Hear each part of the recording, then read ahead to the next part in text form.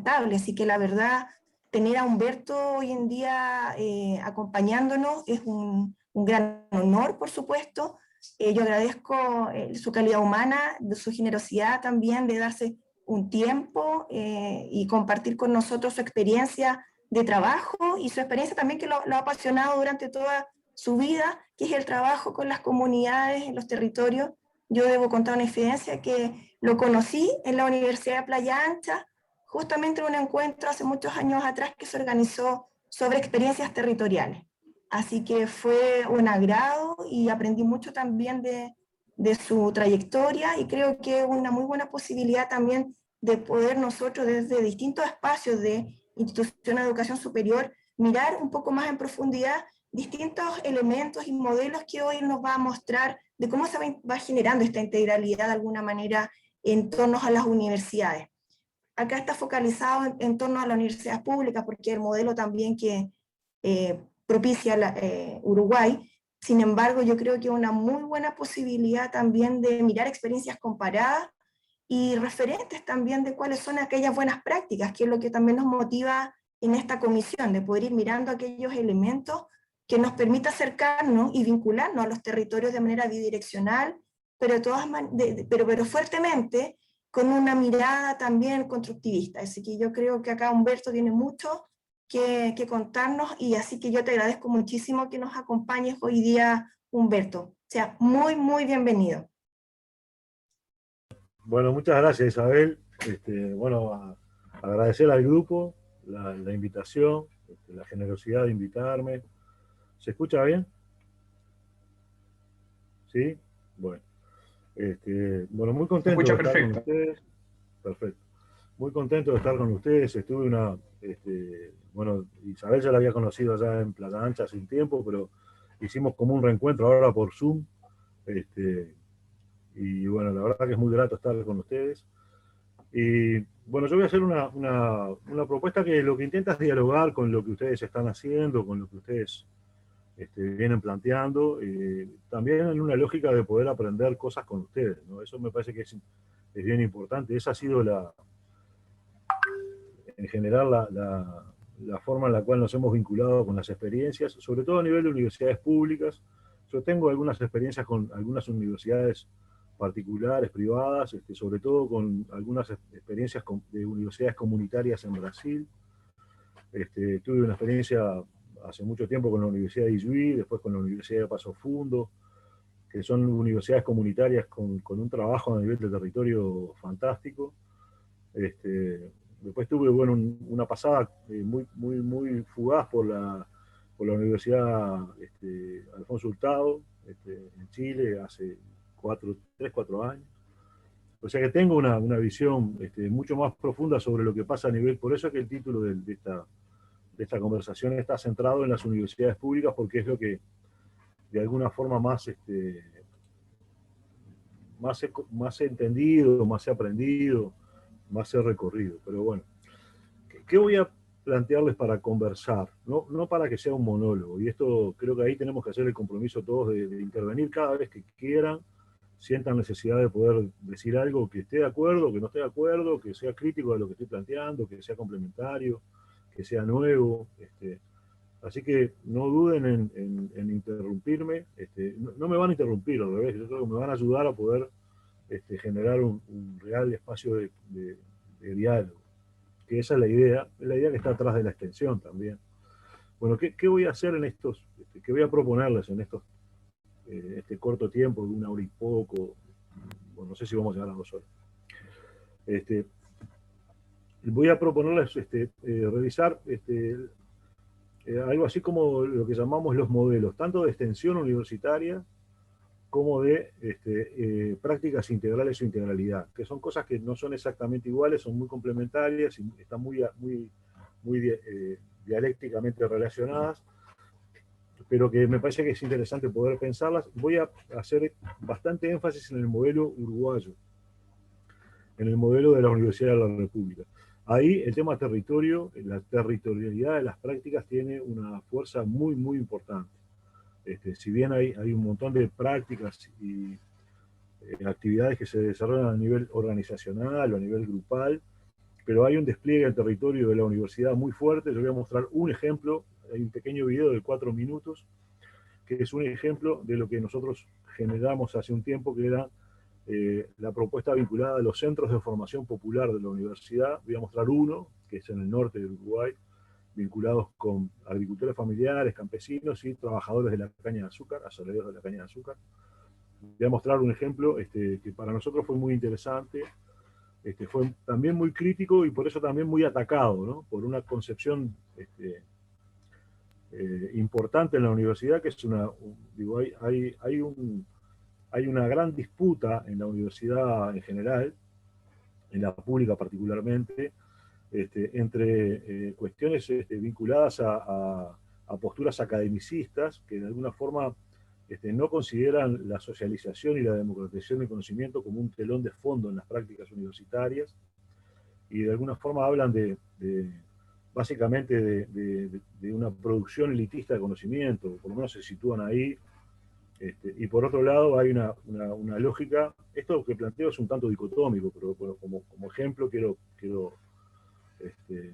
ejemplificar con estas dos posturas que son las dos más antagónicas, ¿no? Y hay otra que tiene una visión mucho más dialógica, mucho más de aprender y enseñar en conjunto, de tomar en cuenta el saber popular, de considerar sueños, deseos, resistencias y luchas de los sectores populares en la práctica docente, en el aprendizaje de los estudiantes. Entonces, en esa dicotomía entre una universidad que en los últimos tiempos se ha mercantilizado bastante, que básicamente tiene una concepción academicista, desarrollista, podríamos decir, metiendo muchos adjetivos, y por otro lado una universidad con un sustento y una idea y una utopía más de trabajo con los sectores populares. Claro está, estos dos modelos son como puntos antagónicos, de contrariedad máxima, hay un montón de grises ahí en ese medio, y claro está, esto también convive dentro de la universidad. Probablemente en cualquier universidad que nosotros estemos, o observemos, o veamos, van a coexistir estas dos posturas, que evidentemente están en pugna. A veces queda claro esta disputa, queda más, a veces queda latente, a veces emerge un poco más esta disputa ideológica de qué universidad construir, de cómo considerar a los otros, no universitarios, populares, población en general, pueblos originarios, campesinos, pueblos indígenas. Bueno, esa idea de cómo visualizamos y cómo desde una ética particular nos vinculamos con otras y otros. Bueno, esa es la idea que voy a presentar. Ahí hay modelos, hay un modelo de extensión que tiene que ver con eso, hay una tipología de modelos de extensión que tiene que ver con eso, y por otro lado se puede hablar de una tipología de modos o modelos de cómo pensar esa formación integral de los estudiantes y ese trabajo docente integral. Esto es lo que voy a recorrer en esta breve charla, y ahí querría preguntarles si es por ahí, que les parece que voy a hacer en algunos momentos énfasis de cómo pensamos territorio, y bueno, ese video va a ser bastante explicativo de cómo lo pensamos, ¿no? Desde qué autores hemos trabajado el tema territorio, cómo hemos pensado. Y otra cosa que yo le decía a Isabel, bien, bárbaro, estuviste perfecto, Héctor, en abrir, inclusive para vernos las caras y yo terminar esta introducción y poder hacer eso con lo que amenacé, que es conversar. Yo no sé si se van a presentar todos. Yo hice esta introducción para decirles, bueno, por dónde voy, y ver qué expectativas tienen con esto que traigo. Capaz que, bueno, se puede inclusive direccionar un poco, en la medida que ustedes hagan énfasis en algunas cuestiones. Así que, bueno, me parece súper oportuno ahora que nos veamos, que abramos todo. Por ejemplo, hay algunos compañeros que no han abierto cámara, capaz que no pueden. Pero sería bueno, a mí me gustaría conocer un poco, capaz que puede ser Isabel o puede ser cualquiera de ustedes que me caracterice un poco el grupo en el cual estoy, no solo uno, varios y varias compañeros, y además que me digan si esta perspectiva que yo les traigo es por ahí que quieren que conversemos, quieren que priorice algunas otras cosas, como bueno, estoy construyendo demanda, ¿no? De alguna manera con ustedes. Entonces, bueno, me gustaría escucharlos un poco. Yo creo que esto no es pérdida de tiempo. A veces uno va una sesión de esta y quiere escuchar.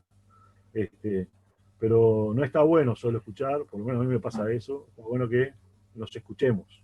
Así que bueno, los escucho. Nos escuchamos.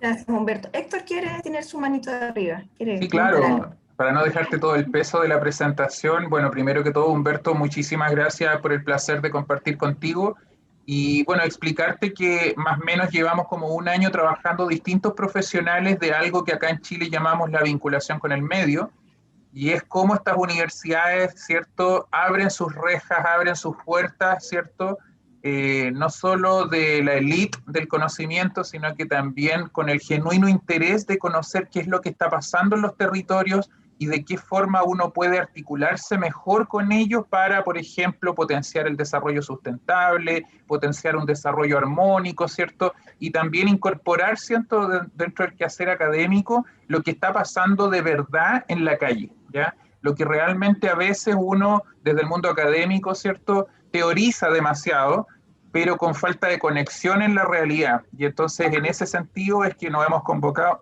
Acá tú ves muchas personas que estamos conectados, trabajamos en vinculación con el medio, muchos somos académicos, somos profesionales, somos líderes algunos de nuestras instituciones, y nos toca mover a nuestras instituciones de educación superior para que vayamos a, ¿cierto?, vincularnos con estas comunidades. Acá ves representantes de lo que acá llamamos la formación técnico-profesional, ¿cierto?, que acá le llamamos centros de formación técnica e institutos profesionales, y también muchos representantes de universidades públicas y privadas también. De hecho, yo soy representante de universidad privada, ¿ya? Y como podrás notar, lo que más nos interesa es poder aprender modelos, aprender buenas prácticas, y esas buenas prácticas no solo desde el punto de vista del éxito, sino que también desde el fracaso, porque muchas veces uno oculta el fracaso, y la verdad es que es tan importante como el éxito, porque en el éxito a veces uno cuenta todo lo bonito que salió, pero para llegar a eso a veces hay años de ejecución, años de prueba y error, ¿cierto? Y por eso que también nos interesa saber y conocer de distintos actores, siendo tú uno muy relevante en ellos, ¿cierto?, qué es lo que funciona o por qué contexto podría o no llegar a funcionar, qué variables son importantes de considerar, en el genuino interés de ayudar, de ser abierto y de abrir las puertas de nuestras instituciones para realmente conectarse con las cosas que están pasando. En Chile, antes de la pandemia, como tú sabes, tuvimos incluso un estallido social, y muchas personas de la élite política, económica, educativa, etcétera, dijeron, no lo vimos venir. Y yo personalmente pienso y dije, pero ¿cómo no lo vio venir? Si esto en realidad hace mucho rato que se venía conversando. Entonces también en este genuino interés, para que más o menos comprendas ese contexto, Humberto, al menos a mí lo que me motiva es, con modestia, reconocer que las instituciones de educación superior tenemos conocimiento y capacidades, pero que no somos expertos en todo, y que hay muchos actores de la sociedad, incluyendo, ¿cierto?, los vecinos, ¿cierto?, incluyendo los ciudadanos de a pie, como uno podría quizás decir de manera muy simplista, que tienen a veces más conocimiento de lo que son las prioridades. Yo no sé si con eso más o menos logré englobar un poquitito el contexto. Claramente. ¿Algún otro compañero o compañera?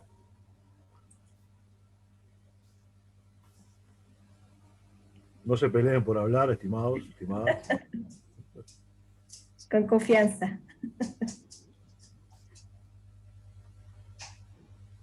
Bueno, yo creo que lo que ha comentado Héctor, Humberto, engloba y enmarca de alguna manera un poco el contexto de la diversidad también de quienes están acá presentes, quienes integran esta comisión también de trabajo.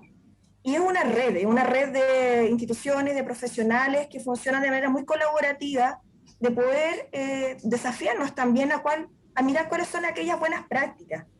De ahí nace también el interés de invitarte también y conversar sobre cómo ha sido tu experiencia y la trayectoria que tú has tenido en el trabajo, tanto en el desarrollo de modelos, en la metodología, en su implementación y en los resultados. O sea, acá mirar cuáles han sido los elementos que efectivamente de alguna manera ya Héctor lo señalaba, las variables que también contribuyen a que estos proyectos o a que esta iniciativa se enmarquen dentro de una vinculación o una extensión crítica también, pero que permita generar contribuciones y ojalá impactos también significativos con las comunidades y en las comunidades. Entonces acá yo creo que hay un tema de fondo que es el diálogo de saberes, que tú siempre lo planteas también dentro de tus publicaciones y en tu trabajo. Entonces creo que eso es un elemento súper enriquecedor también de poder integrar de manera efectiva el contexto que hoy en día vivimos como país y la realidad también en Latinoamérica. Yo creo que eso también es súper interesante, que a lo mejor nos puedas dar alguna pincelada de eso. Claramente. No, primero, bueno, agradecer el marco situacional que hacen Néstor y Isabel, como para darme, digo, primero, y varias cosas que no, digo, las voy a tocar ahora brevemente y después las profundizamos, inclusive en una sesión final, cuando yo termine la breve exposición, ahí capaz que ustedes me hacen volver a algunos temas.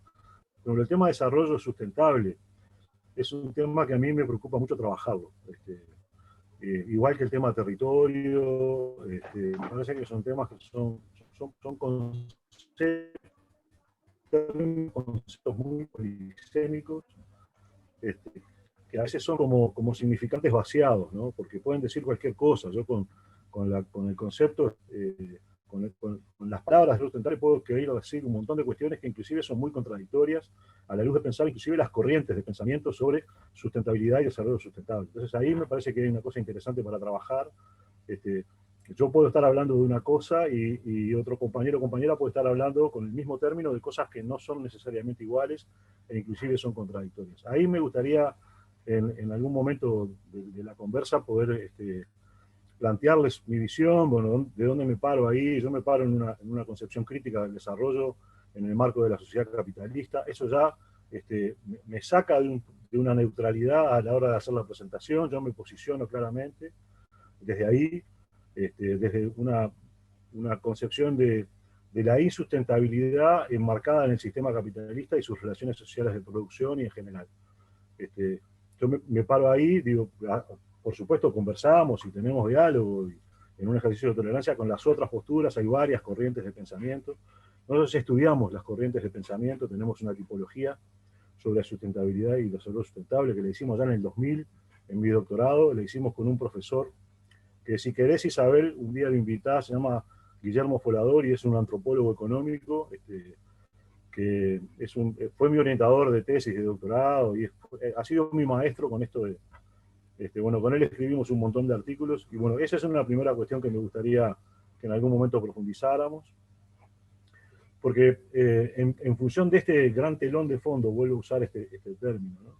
Sería como el gran paradigma teórico, conceptual, metodológico del cual me paro, voy a pensar qué hace la universidad con los sectores sociales, con los que se vincula. La definición de mi paradigma, de mi cosmovisión, en donde el desarrollo sustentable es una definición muy importante, una definición teórico, conceptual, metodológica es muy importante. Yo después pienso cómo me vinculo con otras y otros, a nivel individual y a nivel, sobre todo, colectivo, grupal y social. Entonces me parece que ahí hay una cuestión que para este grupo me parece que puede ser, ya lo deben haber trabajado, sustantiva, en elucidar, vean el término que uso, ¿no? En elucidar qué quiere decir cuando hablo de desarrollo sustentable. Y no quedarme con aquella definición de ONU, del informe Brundtland de la década de allá del 86, de Naciones Unidas, que ese es como el gran paraguas que usamos todos cuando tenemos que hacer un proyecto, ¿no? Bueno, zafar de esa cuestión que es muy general, que nos da pie para escribir proyectos y para poder pensar en, pero que me parece que es muy superficial a la hora de pensar exactamente qué hacer después en un marco de una intervención de vinculación social, por ejemplo. Esa es una cuestión, después la podemos trabajar un poco más. Y después la otra que traía Héctor es que muchas de las cosas que voy a presentar también fueron parte de procesos que fueron derrotados. Esto quiero ser bien enfático. Yo voy a presentar una idea de un trabajo que hicimos. Nosotros trabajamos fuertemente en la gestión de la universidad en un periodo que fue 2006-2014. A ese periodo le denominamos Segunda Reforma Universitaria. Y ahí, en ese marco de Segunda Reforma Universitaria, la extensión y la integralidad fueron un eje sustantivo para pensar la Segunda Reforma Universitaria. ¿Cuál es la primera reforma? Es la reforma de Córdoba. es el 18, ¿no? Son las bases de la Universidad Latinoamericana, que se ha ido de alguna forma construyendo históricamente con algunos avances, en general con algunos avances, y que nosotros dijimos, sobre todo de la mano de la Federación de Estudiantes, vean esto, porque me parece muy importante, ¿no? En el caso uruguayo de la Federación de Estudiantes, y también de uno de nuestros, el rector con el cual yo trabajé, que es Rodrigo Arocena, vimos la posibilidad de dar un salto cualitativo a esa primera reforma y avanzar en algunas cuestiones. Una de ellas era, había como tres grandes líneas importantes. Una era la democratización territorial de la universidad, la democratización del derecho de la población uruguaya de tener en territorio iguales posibilidades y que deje de ser la universidad ese gran monstruo, bendito monstruo, ¿no? En el cual todos trabajamos, metropolitano, y que pueda llevar al interior del país, no solamente a las zonas urbanas, sino que sea próximo con las zonas rurales del Uruguay en toda su extensión. Ese era un primer eje. Un segundo gran eje era repensar la forma de enseñar y aprender, y ahí hubo un trabajo muy fuerte en repensar lo que se llamó la ordenanza de grado. Ahí trabajamos muchísimo en una ordenanza de grado que nos diera cuenta de cómo pensar las currículas y los planes de estudio, repensar los planes de estudio. Hicimos una ordenanza de grado que pautó la construcción de nuevos planes de estudio. Hubo toda una construcción de planes de estudio que fue coordinada de un espacio central, que era la Comisión de Enseñanza, y ese fue una de las cosas bien importantes. Inclusive ahí aparecen cosas que son intermedias, que una, por ejemplo, es la creación de un gran espacio interdisciplinario para, de alguna forma, pensar la interdisciplinaridad de la formación de los estudiantes, cosa que era muy monodisciplinar y sigue siendo, ¿no? Pero bueno, ahí hay otro eje interesante, capaz que no es el más importante, y el cuarto eje, hay otros, ¿no? El cuarto eje tiene que ver con tiene que ver con el segundo, ¿no? Es la renovación de la enseñanza y la curricularización de la extensión. Ahí la segunda reforma universitaria hacía énfasis en que la extensión podía contribuir de una manera muy importante en repensar las metodologías docentes y de aprendizaje de los estudiantes, de los y las estudiantes. Entonces, de eso voy a hablar cuando hable de integralidad. Como la extensión integrada a la currícula, como una cuestión inherente al cotidiano del trabajo docente y estudiantil. Vean esto que estoy diciendo, porque capaz que se pierde la dimensión. La idea que nosotros pusimos en juego es, bueno, la extensión integrada a la práctica cotidiana, curricular, de la tarea docente y de los estudiantes, contribuye a repensar las formas de aprender y enseñar de una manera sustantiva. Rompe con el binomio docente-estudiante, ese binomio único que muchas veces se da, incorpora nuevos actores sociales, incorpora saber popular, incorpora la posibilidad de que el estudiante también enseñe en procesos interdisciplinarios. Bueno, como que de alguna forma hackea esta incorporación de la extensión y también de la investigación, un acto educativo que nosotros decimos es estereotipado. De eso hablábamos, ¿no? La estereotipia del acto educativo estaba centrada en que el único que sabe es el docente y el único que aprende es el estudiante. Entonces, esta idea, que a veces se puede dar en sala de aula, no desconocemos eso, y hay docentes que las llevan a la práctica, compañeras y compañeros que los llevan a la práctica en sala de aula. Nosotros decimos, bueno, si tenemos la extensión como esa guía política, epistemológica, de la formación de los estudiantes, de los procesos pedagógicos de los estudiantes, va a ser mucho más fácil destruir esa cuestión que es bancaria, el decir de Freire, que es lo que predominantemente tenemos instaurado en las aulas universitarias. Por lo menos eso es lo que hemos visto en general. No quiere decir que siempre sea así, claramente, y por suerte hay excepciones y varias, pero en general hay un proceso áulico en la universidad, tanto privada como público, proceso básicamente áulico, porque inclusive cuando uno piensa en estaciones experimentales, no deja de ser un proceso áulico, eso de la estación. En general lo que hay hay un encuadre de trabajo metodológico. Esto lo traigo de la psicología social, el tema del encuadre, ¿no? El encuadre es un aula con un docente que enseña y un estudiante que aprende, y las normas que rigen ese acto, que tienen que ver con los exámenes, con el formato didáctico de cómo se da, y con el mantenimiento de un poder docente muy fuerte a través del acto educativo. Esto está planteado muy maniqueísticamente, pero en general si uno recorre las aulas en las universidades de América Latina, recorre los espacios, ¿no? Esto está muy presente.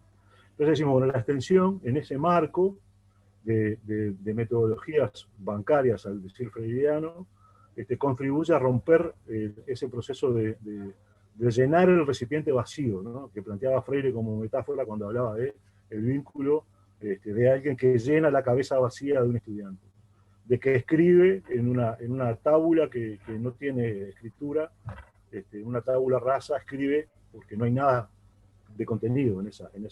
Eso como las metáforas freudianas, bueno, 100 años de Freire, ¿no? 50 años de pedagogía del oprimido, bueno, esa idea también es muy fuerte. Estamos celebrando, por suerte, con muchos encuentros de los 100 años de Freire, y el año pasado intentamos celebrar los 50 años de pedagogía del oprimido. Bueno, esta es la idea que norteó la segunda reforma y a través de la cual hicimos cosas que fueron parcialmente derrotadas, Héctor, ¿no? Fueron derrotadas por el academicismo de la Universidad de la República. El academicismo puso un rector en determinado momento que combatió estas ideas, básicamente la de la extensión dialógico-crítica, ¿no? Y también las ideas de integralidad.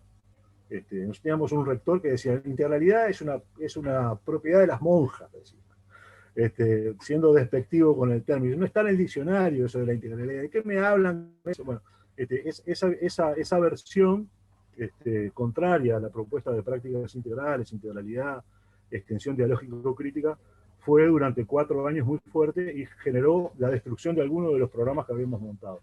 Que les voy a mostrar, que es el Centro de Formación Popular de Bella Unión, fue desactivado en este gobierno del academicismo conservador de la universidad, que hoy por suerte perdió sus bríos, y hoy hay una nueva fase rectoral en donde no se retoma la segunda reforma, se hace como un proceso de poner paños tibios en una disputa que fue durísima, y bueno, estamos viendo cómo reencauzar aquella idea de segunda reforma, de extensión crítica, pero también quedaron muchas cosas.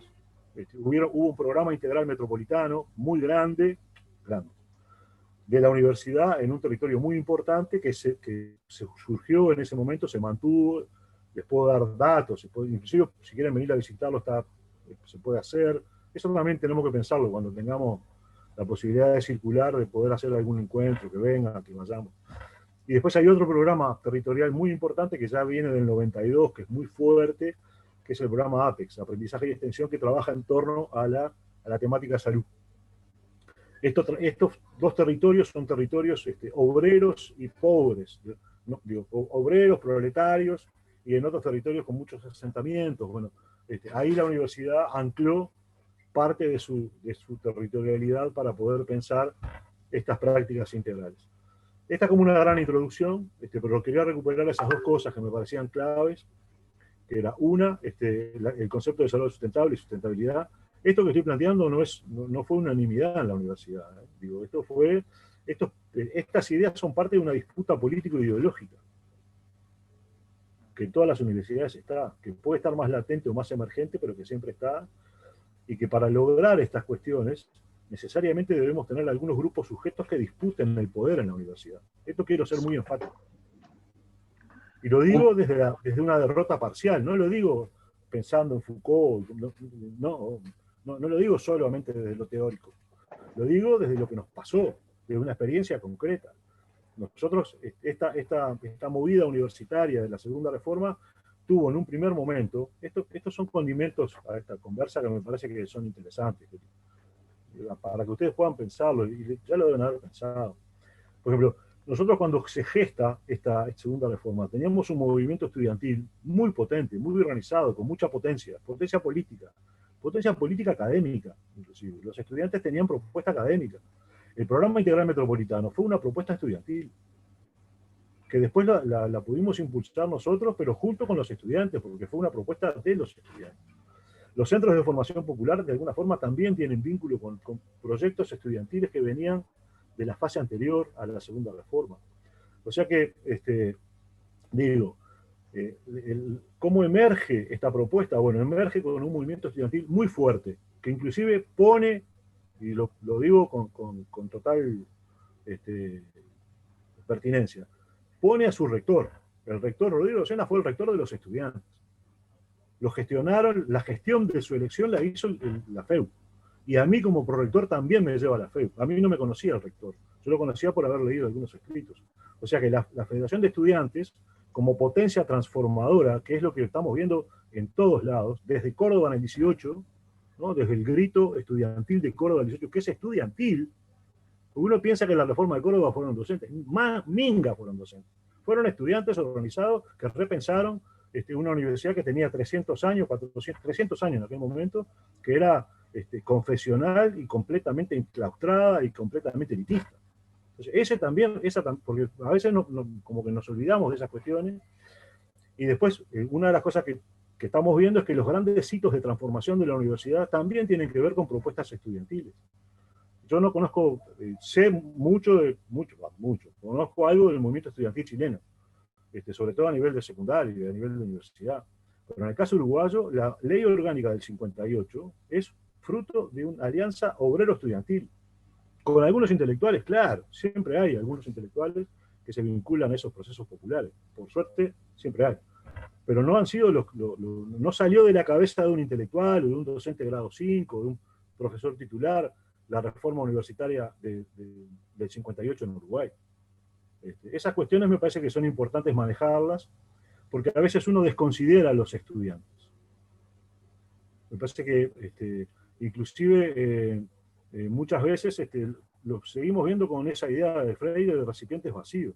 Y creo que estamos completamente equivocados. Y este movimiento, por ejemplo, el de ustedes, si no tiene un anclaje a nivel estudiantil en algún momento, capaz que yo creo que pueden generar, aparentemente por lo que ustedes comentan, tienen mucha potencia. Pero si está la potencia estudiantil junto, bueno, ahí está, me estoy metiendo en cosas que son de ustedes, pero yo le digo nuestra experiencia, ¿no? Un grupo sujeto de transformación de la universidad que piense en la vinculación con el medio de manera dialógico, crítica y transformadora desde la raíz, no puede no pensar la inclusión de estudiantes como primeras figuras de esto y de los movimientos sociales. Y ahí estoy dando parte de mi posición. ¿Cómo pensar una universidad popular sin las organizaciones y movimientos sociales que disputan hoy los territorios en Chile, o los territorios en Argentina, o los territorios... Esto que digo, capaz que puede generar un poco de ruido para muchos, y para muchos y muchas compañeras y compañeros que tienen otra perspectiva. Pero bueno, es mi posición. Además, les digo con total honestidad, es lo que he visto. Es lo que he visto. En general, lo he visto en Argentina, lo he visto... Bueno, en Chile conozco mucho la Universidad de Playa Ancha. Y tuve un vínculo interesante con grupos organizados de estudiantes de Playa Ancha y docentes de Playa Ancha. Hay Felipe de Playa Ancha, que se golpea el pecho ahí. No. Bueno, Humberto, pero, tú me dices cuando cargamos tu video y tu presentación. Sí. Estamos listos. Vamos a empezar, dale. Perfecto. Partimos por la presentación entonces. Sí, después vemos el video. Bueno, esto fue como una anticipación a todo lo que les voy a decir. De alguna forma hice como una gran síntesis de esta cuestión. Capaz que ahora lo vemos un poco más ordenado. ¿Quieren hacer algún planteo antes de que siga? ¿Quieren comentar algo? Con total libertad, ¿no? Bueno, esto no es medio capcioso esto que estoy diciendo. Pero siéntanse cómodos. No Humberto, yo me gustaría decir algo. Sí, dale, ¿quién? Carlos Barra, de la Universidad de La Serena, de acá de Chile. Dale, Carlos. Comentar que con la experiencia que te estás contando va a ser muy interesante, solo plantearte un contexto que espero lo compartamos entre todos los que estamos acá de Chile, y tiene que ver con que este último tiempo, justamente estos conceptos de vinculación con el medio de extensión han pasado a ser una especie de dolor de cabeza, porque mi opinión, no sé si la comparte el resto, es que las acreditaciones de las universidades en Chile pasaron a ser un fin para las instituciones y no un medio que prueba si estamos haciendo bien lo que nosotros mismos nos comprometimos. Y es por eso que terminamos actuando y viendo cómo hacemos ciertas actuaciones para poder cumplir con esa acreditación.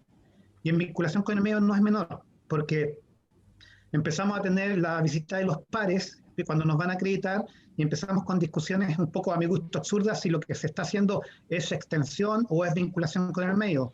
estamos evaluando el impacto de forma correcta o no, cuáles son los indicadores, y empezamos a preocuparnos de los medios más que del fondo, que en este caso es poder contribuir efectivamente como universidad al territorio y a la vez que ese territorio nos aporte internamente. Entonces solo quería comentar de que como Chile, a mi gusto, estamos en una etapa en donde estamos más preocupados del medio que del fin, y eso es a mi gusto bastante preocupante, por lo menos en el área de vinculación con el medio o extensión. Sí, está bien, eso pasa, lo hemos visto en varios lados, porque además uno está viendo a nivel general, Carlos, que esto de la extensión, vinculación, acción social, dicen en Costa Rica, proyección social en otros lados, bueno, tiene varios nombres, ¿no? Ustedes salieron de extensión y pasaron a vinculación hace un tiempo, ya más de 10 años. No, decirles que capaz que ya lo conocen todos, ¿no? Hay un texto hecho por compañeros de Playa Ancha, donde está Boris González, Pablo Sarabia, Nelson Carroza. Yo tuve el orgullo y el honor de hacer el prólogo de ese libro, en donde revisa las prácticas de vinculación social de 62 universidades, creo que son 60 y pico universidades. Ahí es un muy buen trabajo, es una investigación hecha es el Laboratorio de Participación y Territorio de Playa Ancha, y ahí yo pude entender un poco la dinámica esta que vos planteás, ¿no? Si es extensión, si es inclusive ahí proponen un modelo. Los compañeros chilenos proponen un modelo de vinculación, proponen un modelo con tres formatos particulares. Pero si alguno no lo leyó, me parece que es interesante porque de alguna forma da una cosmovisión de las universidades, tanto privadas como públicas de Chile, y qué pasa con eso de la vinculación. Y en parte es cierto lo que vos traes, ¿no? Yo creo que a veces vemos más la forma que los contenidos. También quiero decirte que hay un debe muy fuerte en la extensión, en la vinculación, en evaluar la extensión. Los procedimientos, las metodologías de evaluación de la extensión no tienen un desarrollo muy importante. La extensión tiene, o la vinculación, como quieran llamarlo, tiene como varios debes, ¿no? Pero un debe importante es que no tiene un aparato fuerte construido de evaluación, sobre todo en los procesos sociales y grupales que se dan en territorio, ¿no? Sí hay se trae desde la sociología, de las ciencias sociales, algunos modelos de evaluación territorial, pero hay como una carencia ahí. Lo otro, y hablo para mí las tres carencias fuertes que tiene, hay otras, ¿no? Que no publica, no tiene la extensión o la vinculación, tiene una escasa publicación, sobre todo en formato académico, que dispute un formato académico de producción de conocimiento diferente. Eso también, en los últimos tiempos hay algunas revistas que están mejorando esa cuestión. Después comunica muy mal, no comunica las acciones que hace. Si uno busca videos de extensión, encuentra muy poca cosa bien hecha. Entonces es muy difícil a veces solamente por un soporte oral o escrito comunicar lo que hace la universidad si no tiene la potencia de la imagen, ¿no? Yo, traje un videito que me parece que es de lo mejorcito que hemos hecho para mostrarles que, se puede hacer mucho más con esto. Bueno, avanza un poco. Carlos, coincidimos con esto. Eso no pasa solamente en Chile, sino que me parece que pasa en varios lados. El tema de la integralidad. ¿Para qué la extensión? Bueno, la extensión como una forma diferente de aprender y enseñar, y tiene como gran propósito, como gran fundamentación, todo el acto educativo, ¿no? Pero la extensión, contribuir a lo que se llama la formación integral de los estudiantes. Me parece que ahí hay una cuestión clave. La cuestión central de todas estas discusiones que estamos teniendo es, si bien puede estar en la producción de conocimiento por parte de la universidad, yo creo que sí, que está bien eso, pero la preocupación central de las prácticas educativas de la práctica universitaria, ¿no? Para hacerlo un poco más amplio, es la formación estudiantil.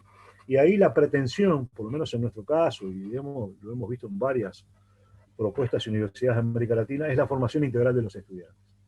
Nosotros allá por 2010, y eso lo escribimos en 2009, hicimos un pequeño documento, después se los paso, que está dentro de eso, hacia la reforma universitaria, es la extensión en la renovación de la enseñanza y son los espacios de formación integral. Y ahí discutimos con un equipo qué entendíamos por formación integral. Entonces, quiero avanzar mínimamente en esto para después meterme en cómo lo hacemos. Entonces ahí lo que decíamos, y lo leo porque está textual, dice, desde la antigüedad hasta nuestros días, este problema, la formación integral de los estudiantes, ¿no? Se ha presentado y buscado la integración de dimensiones que históricamente han sido disociadas: el físico y el espíritu, el trabajo manual y el intelectual, la formación ética junto con la profesional, el estímulo de potencialidades sensibles junto a las cognitivas en el proceso educativo. O sea que ahí hay, en la integralidad, como una especie de gran propuesta utópica, que es reconstruir una cuestión que fue cindida, ¿no? entre esa tensión de lo físico y lo espiritual, lo manual y lo intelectual, lo ético y lo técnico profesional, y la sensibilidad, el saber desde la corporalidad y la sensibilidad, y el saber de lo intelectual cognitivo. Eso me parece que es una cuestión interesante a pensar. Entonces, y pasar la siguiente, por favor. Y eso nos lleva a esta idea, ¿ah?, que la trabajamos en el mismo, ¿no?, que hay una dimensión operativa. Ahí decimos, ¿no? Lo leo porque me parece que en aquel momento estuvimos bastante claros cuando pensamos esto, me parece. Es decir, que hay una dimensión operativa del concepto de integralidad, se parte de una situación desintegrada que es necesario superar mediante una operación de educación integral. Y ahí están las prácticas integrales. En nuestro contexto actual, estamos hablando de la reforma de 2010, de 2008, 2014, el desarrollo de prácticas integrales en la universidad está fundamentado en la necesidad de superar un modelo de enseñanza universitaria tradicional profesionalista. En nuestra universidad es claramente así.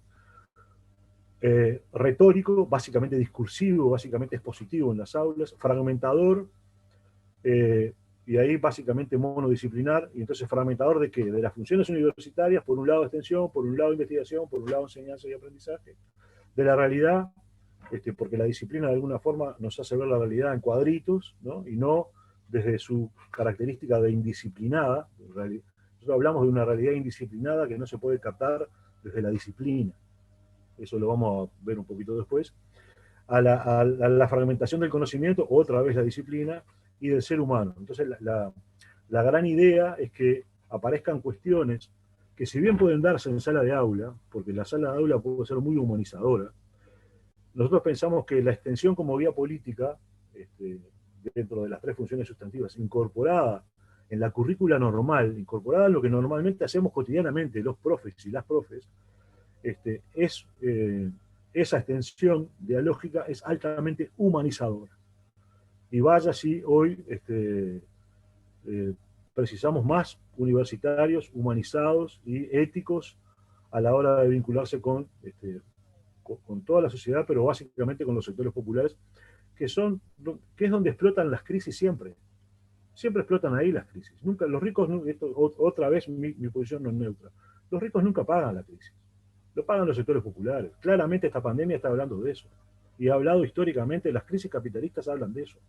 Entonces, bueno, pensar en estas estrategias como elementos humanizadores de formación crítica, de formación integral de los estudiantes, es muy importante. Bueno, esa es como la gran base. Ahí yo les paso el trabajo. Después hay muchas cosas escritas con respecto a esto. Pasar a la siguiente, pero ese sería como como la gran base. Y después hablar de la integralidad. ¿Qué entendemos por prácticas integrales o integralidad? Esa cuestión que nuestro rector decía que era un atributo de las monjas, ¿no? Bueno, para nosotros la integralidad es un proceso que tiene tres grandes ejes que se articulan dialécticamente, que son: uno, el de arriba, cómo articulamos las funciones sustantivas, cómo articulamos, en el caso de ustedes, la vinculación social, la vinculación con el medio, la investigación y la práctica de enseñanza-aprendizaje, cómo se articula eso. La interdisciplina, cómo ponemos en juego una formación interdisciplinaria de los estudiantes, y por supuesto el trabajo docente, que es un trabajo claramente de vinculación con otros docentes, ¿no? Y el diálogo de saberes, que claramente es un trabajo vinculado a esa idea de ecología de saberes de Boaventura Sousa Santos, o la tradición de diálogo de saberes de la educación popular, en donde se consideran aprendizajes sobre el mundo, no solamente desde el conocimiento científico académico, sino también desde el saber fáctico, del conocimiento popular, del conocimiento cotidiano, del saber popular. Esos serían los tres grandes ejes que incorporaría una formación integral. Ya, vengo pronto, supongo. O sea, bueno, a la 1, supongo. Ya, besito. Rogamos silenciar sus micrófonos, por favor. Muchas gracias. Perdón, Humberto. No hay problema. Pensé que quería intervenir la compañera. Estamos a las órdenes para las horas, ¿no? Cuando quieran decir algo, adelante. Bueno, de esto hemos escrito mucho, hay un montón de trabajo. Bueno, después yo voy a detenerme, no me voy a detener en interdisciplina, no me voy a detener mucho, no me voy a detener en diálogo de saber, si bien siempre van a estar como fondos, ¿no?, de la discusión, pero sí quiero detenerme en cómo pensar los modelos de articulación de las funciones sustantivas, cómo se articulan las funciones, que nosotros hemos encontrado en América Latina, en lo que hemos visto, 3 formas, hay más, pero encontramos 3, pueden tener variantes, y hemos encontrado por lo menos 3 modelos de extensión, 3 modelos de vinculación con el medio, que es la práctica de los docentes, cómo se pone en juego docentes y estudiantes, ¿no? Acá siempre hablamos de estudiantes como primera línea de formación, junto con la población en general. Entonces, bueno, paso a la primera, que es la articulación de funciones, perdón, me mareé un poquito. La articulación de funciones y después la incorporación de la extensión. No voy a hablar de qué tipo de investigación incorporar al acto educativo, podría hacerlo, pero me voy a detener en qué tipo de modelo de vinculación hay que incorporar en un acto educativo que transcurra hacia la integralidad y a la formación integral de los estudiantes. Y ahí parto de 3 modelos, que es lo que hemos visto, pero además parto desde una concepción teórica de Paulo Freire.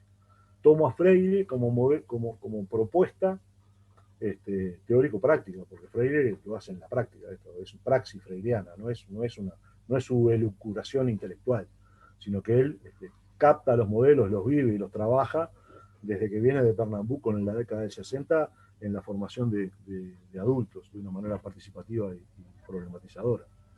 Entonces, bueno, ahí yo tomo, porque me parece interesante, inclusive rescatar a Freire, me parece, no solamente por su centenario, sino por su significación intelectual, práctica y militante, los 3 modelos de Freire, que son, de ahí están, una educación o una extensión o vinculación pensada como un vínculo bancario, manipulador, su extremo, una educación pensada como un vínculo basista, espontaneísta, no problematizador, pero diferente del manipulador.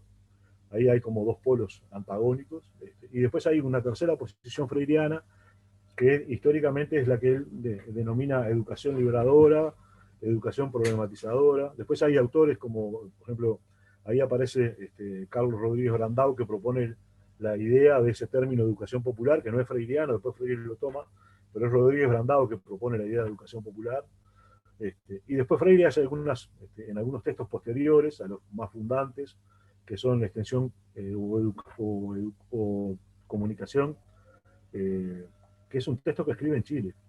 Inclusive la primera publicación de extensión o comunicación la hace el Ministerio de Reforma Agraria chileno en el 69. Eso, si no tenía ese dato, es bien interesante. La primera edición de Pedagogía de los Medios en español, de educación o comunicaciones en español, y la hace el Ministerio de Reforma Agraria durante el gobierno de Frei, fue eso, 69.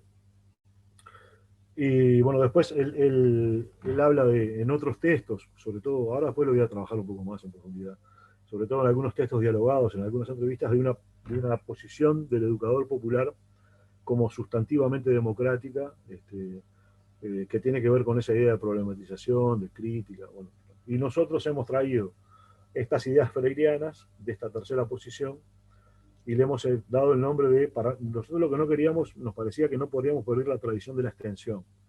Eso lo hemos venido planteando, lo planteamos en Uruguay y lo hemos venido planteando en América Latina, y hablamos de extensión crítica. Entonces, y nos paramos ahí desde el punto de vista político, político-académica, y político-académico ideológico, nos paramos ahí desde esa posición.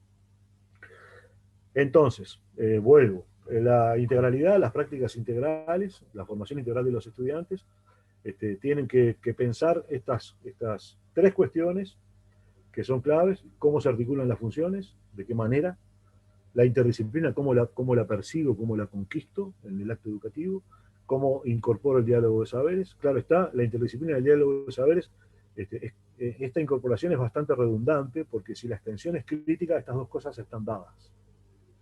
Espero que me hayan seguido en esto. Y además de eso, tengo que resolver esto en estos 3 ejes. En el eje 1, tengo que resolver qué tipo de extensión incorporo a la práctica docente y a la práctica estudiantil, y nosotros decimos, debemos incorporar la extensión dialógico-crítica para generar procesos de formación integral y de humanización, y al mismo tiempo debemos incorporar la investigación, y eso, bueno, hemos tenido prácticas también que van en ese sentido. Entonces, bueno, esta es la síntesis de la integralidad, y me voy a meter en modelos de extensión para trabajarlos un poco, y después me voy a meter en modelos en los modelos de articulación. La siguiente.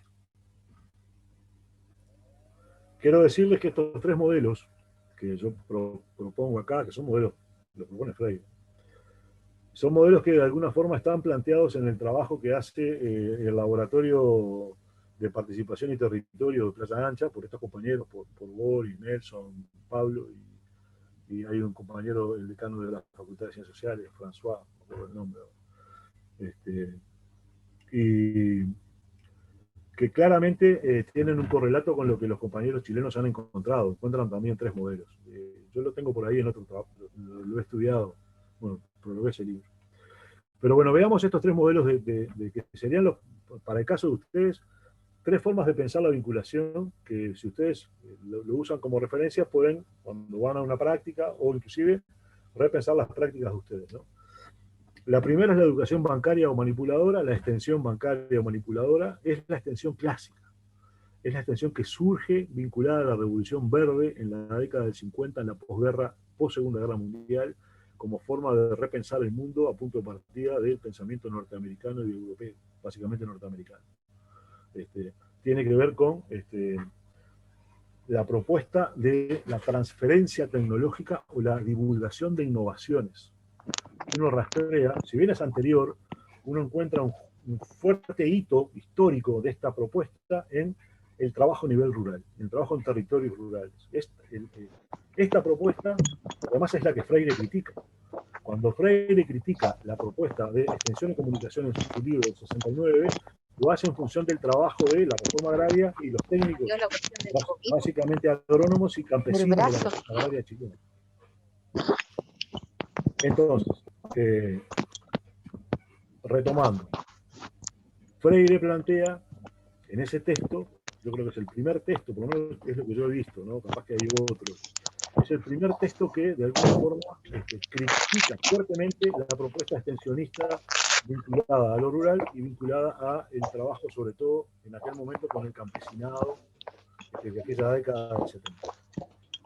Y entonces dice, ahí traigo, tenemos una compañera que no sé si quiere intervenir, no la veo. No, ahí ya le silencié, parece que había alguien con el micrófono prendido. Bien, perfecto. Si quieren intervenir, a las órdenes, con estas cosas que estoy planteando, ejemplos de trabajos en territorio que hayan visto, vinculados a estos modelos, bueno, serán muy bienvenidos.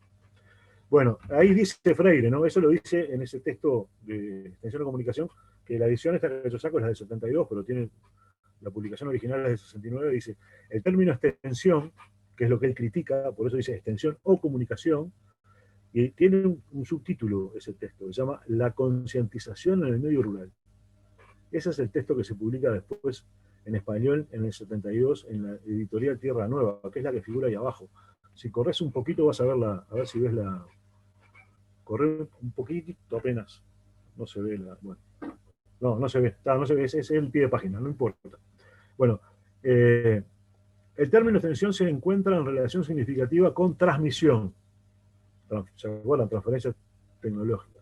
Entrega, donación, mesianismo, dice Freire, mecanicismo, invasión cultural, manipulación, etc. O sea que la asocia a cuestiones que son de las peores de las prácticas de vínculo a nivel social. Y después, en otro libro muy interesante, que es una entrevista ya bastante posterior, que sería como de la segunda onda de producción freiriana. Freire tiene una primera gran producción en donde yo creo que su punto culmine es, sin duda, Pedagogía del Oprimido. Ya había escrito Extensión de Comunicación, La Educación como Práctica de Libertad, otros textos más. El primer texto de Freire es, no me acuerdo el nombre, que es del 60 y pico. Bueno, pero hay como una primera onda que yo creo que culmina con Pedagogía del Oprimido, que muestra a un Freire ahí, que es el Freire que después se va capaz que hay alguna compañera que maneja la obra de Freire y que puede, por supuesto. Pero después después hay como unas retomadas de esas ideas básicas que en Pedagogía del Oprimido están muy claras, porque ahí me parece que hay una postura política, epistemológica muy fuerte. Inclusive quiero decirles que en esa época Freire habla de una cuestión que aparece muy fuerte después, que es el tema de la teoría decolonial. Y lo trabaja cuando trabaja en esa idea de invasión cultural, lo trabaja de una manera muy, muy fuerte e incorpora ideas, ahora no me acuerdo el nombre del militante médico argelino, no me sale el nombre, bueno, me va a salir ahora, Frank Fanon. Utiliza un texto de Frank Fanon para ejemplificar la cuestión vinculada a la invasión cultural. O sea que la cuestión de la teoría decolonial y de la teoría de la colonialidad de las prácticas en la sociedad latinoamericana ya está en la década del 70 incorporada por Freire, cuestión que después aparece con mucha fuerza, viene de Quijano, de Restrepo, de Miñolo, bueno, todos los que han escrito sobre teoría decolonial. Pero decirles que, bueno, esa época es muy fundante, pero después aparece otra época que para mí es muy interesante, que aparece desde las cartas de Guinea-Bissau en adelante, y para mí ahí tiene dos libros que son muy interesantes. Se los comento, capaz que ustedes ya los leyeron. Un libro que es muy interesante, son entrevistas, más que libros escritos, porque Freire deja de escribir por un tiempo libros como tal, y pasa a ser entrevistado y a publicar muchas cuestiones que son objeto de esas entrevistas. Tiene uno en particular, que es que yo cito acá, del 86, que se llama Educación Popular, un encuentro con Paulo Freire, de Rosa María Torres, en donde él avanza, para mí, fuertemente en algunas cuestiones que son bien interesantes, y que ahí aparece la idea de sustantividad democrática, como un gran concepto freiriano, que viene de atrás, viene de la educación liberadora, y ahí aparecen dos cuestiones, ¿no? Dice, el educador popular, dice inclusive el educador revolucionario, la educadora revolucionaria tiene que tener un papel vinculado a una radicalidad democrático-revolucionaria. Vean esto, ¿no? Lo desarrolla, inclusive trabaja fuertemente la relación educadores populares, sectores populares, e inclusive esboza algunas críticas y autocríticas sobre la relación vanguardia-masa, trabaja ese tema también. Y después trabaja otra idea muy conectada, que es la sustantividad democrática. Las prácticas deben ser sustantivamente democráticas. Dice, ahora lo voy a trabajar. Pero en ese libro también critica a esa cuestión bancaria, y entonces dice esto que voy a leer, porque me parece que nadie es mejor que Freire para describir esto. Dice, el equívoco de los educadores autoritarios es pensar que los contenidos de la educación pueden ser transformados en montones de sabiduría apaciguada, dice Freire, inutilizada, que es transferida como ladrillos a los educandos.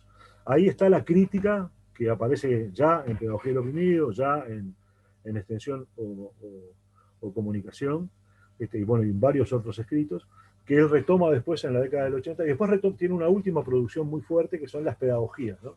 Ahí aparecen la pedagogía de la esperanza, la pedagogía de la autonomía, la pedagogía de la indignación, como textos que, de alguna forma, él plantea que la pedagogía de la esperanza es como la reescritura de la pedagogía del oprimido.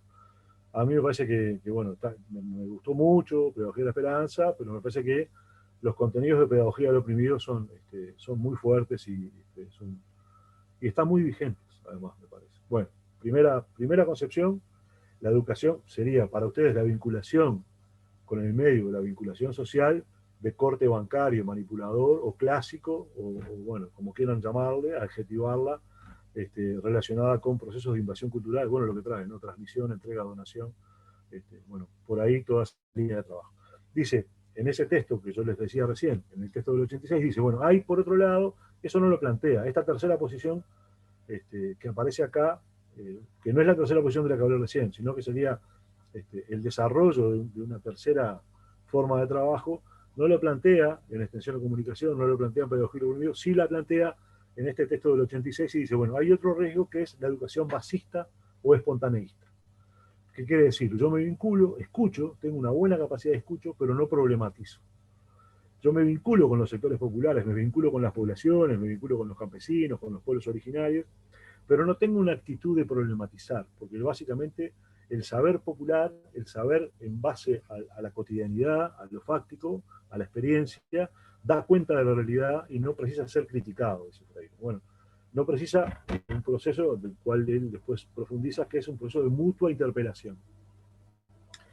Bueno, y ahí leo la primera, no voy a leer todo, pero dice, el otro riesgo, el riesgo del basismo, existe una negación completa del primero. El primero es, está hablando del conocimiento científico, ¿no? Del de la rigurosidad. Por tanto, nada que sea científico cuenta. Se desprecia la academia, toda rigurosidad y teoría abstracta es poco útil, es puro intelectualismo y bla, bla, bla. Estas cuestiones, uno a veces las ve, a pesar de que no estén planteadas así, pero las ve que hay equipos universitarios que van a territorio y que si bien trabajan de una manera dialógica, vean esto que voy a plantear porque parece un contrasentido, es dialógica pero no es crítica, porque es dialógica en el sentido de una capacidad de escucha, pero no es una capacidad de escucha activa y de plantear preguntas desde la escucha, sino que es una escucha más bien pasiva, que toma en cuenta lo que plantean los sectores populares y lo deja como está. Esto lo hemos visto, nos ha pasado, hay momentos de nuestras prácticas, quiero ser enfático en esto, hay momentos de nuestras prácticas en territorio que tienen momentos de manipulación. Nosotros lo hemos visto en cosas que hemos hecho, lo hemos, después en los tiempos de retrabajo de los equipos nos hemos dado cuenta de que en algunos casos tenemos procesos de manipulación incorporados en las prácticas que son terribles y que a veces no los vemos, entonces hay que de alguna forma dilucidarlos a través de lo que es la dinámica de retrabajo de los equipos para repensar el trabajo comunitario. Y por otro lado, prácticas espontaneistas y basistas, de no cuestionar, de no problematizar. Digo, por ejemplo, hemos encontrado a veces en donde dejamos pasar situaciones que son completamente patriarcales y machistas, que están también en el equipo nuestro, pero como las dejamos pasar, no las cuestionamos, no es el momento, bueno, lo dejamos para después, bueno, no estaba bueno porque no tenemos suficiente confianza. Bueno, claro está, estas cuestiones de problematizar, de ir a la posición sustantivamente democrática, es claramente un nivel de vínculo con los sectores populares que es un vínculo de confianza, en el cual yo puedo generar un proceso de crítica y autocrítica que avance hacia una comprensión diferente de la realidad, en la cual nosotros aprendamos como equipo, y vaya que aprendemos, y sobre todo los estudiantes, los y las estudiantes, este es un espacio de aprendizaje maravilloso para los y las estudiantes, y para los docentes también. Tercera posición, y después voy a cortar y quiero ver qué opinan de este modelo que estoy presentando. Y lo que piensa Freire. La educación popular dice, en esta tercera posición, que es la que defendemos, esta es la extensión crítica, se plantea entonces como sería la educación popular, o sería la extensión crítica, o sería la vinculación social crítica, ¿no? Sería con ese apellido, ¿no? con ese adjetivo. Se plantea entonces como un esfuerzo en el sentido de movilización y de la organización de las clases populares con vistas a la creación de un poder popular. En ese trabajo Freire avanza en la idea de poder popular, avanza en la idea de sociedad reinventada. Esa es una de las cuestiones que también me parecieron muy interesantes, muy heurísticas en la propuesta de Freire, ¿no? De cómo pensar la reinvención de la sociedad, cómo pensar la reinvención del poder, cómo pensar la reinvención de la producción. Bueno, esas cuestiones no las trabaja en profundidad, pero sí las introduce en ese texto del 86, que no está en base digital, que hay que digitalizar y distribuir, que no es comúnmente citado, que bueno, yo por suerte lo pude encontrar hace mucho tiempo, que lo manejo desde el 87, ese texto, y me parece que da mucha luz a esta idea de extensión crítica. La siguiente, por favor. Bueno, déjame seguir, solo una cuestión acá. Ustedes saben, y si no saben les comento, nosotros tenemos un grupo de extensión crítica a nivel de la Unión Latinoamericana de Extensión y a nivel de Claxo. Es un grupo que hoy tiene prácticamente 200 investigadores, docentes universitarios, que estamos trabajando en esta idea de la construcción de la extensión crítica como propuesta para las universidades de América Latina. Y entonces ahí hay una definición de extensión crítica que la voy a dar para salir de la... Tiene una gran base en Freire, pero quiero que vean cómo lo estamos pensando desde hace bastante tiempo ya. Dice, la extensión crítica, podemos entenderla como una amplia gama de prácticas desarrolladas en el medio rural y urbano latinoamericano, que tiene su origen en una visión crítica de la estructura social que se vinculan con la propuesta de comunicación que realiza Freire, esa es la comunicación o extensión o comunicación, o educación que realizan otros autores.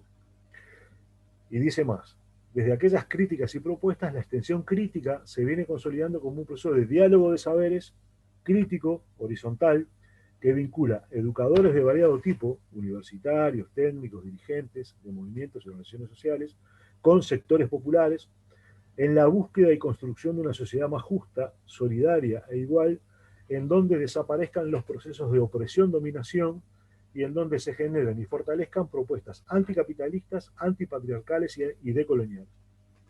Eso de alguna forma compone el marco conceptual, el marco teórico conceptual, también metodológico, de alguna forma, de la propuesta de la extensión crítica, que es lo que venimos intentando hacer crecer y promover en América Latina, bueno, de hace bastante tiempo, pero particularmente hace 2 años desde el grupo de extensión crítica en Claxo y en la Unión Latinoamericana de Extensión. Avanzá la otra, por favor. Y sería algo así como el modelo, ¿no? Sería como el modelito, ¿no? Para pensar la extensión crítica y algunos ejes claves para pensarla y algunos autores y autoras que nosotros, ¿no?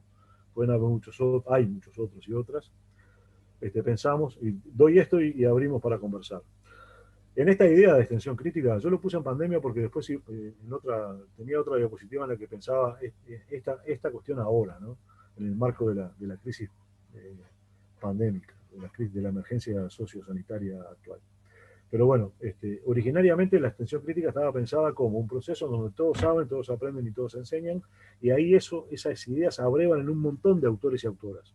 Yo puse varios ahí, ¿no? Pero básicamente Freire, Falsborda, bueno, hay argentinos, chilenos, hay centroamericanos, bueno, un montón de compañeras y compañeros que son los que han construido esa idea de la educación popular latinoamericana, todos saben, todos aprenden, todos enseñan. Segunda máxima, segundo eje, es el contrario, es el que va hacia la derecha arriba, que es, esto nos conduce directamente, está difícil el diagrama, a un diálogo de saberes, a una ecología de saberes, a coproducción de conocimientos, y ahí tomamos un montón de autores y autoras que nos hacen pensar esta idea de Agnes Heller, Gramsci, Freire, Sousa Santos, Nietzsche, Guizzo, bueno, un montón de autores que son los que nos han traído estas ideas centrales de diálogo de saberes, ecología de saberes.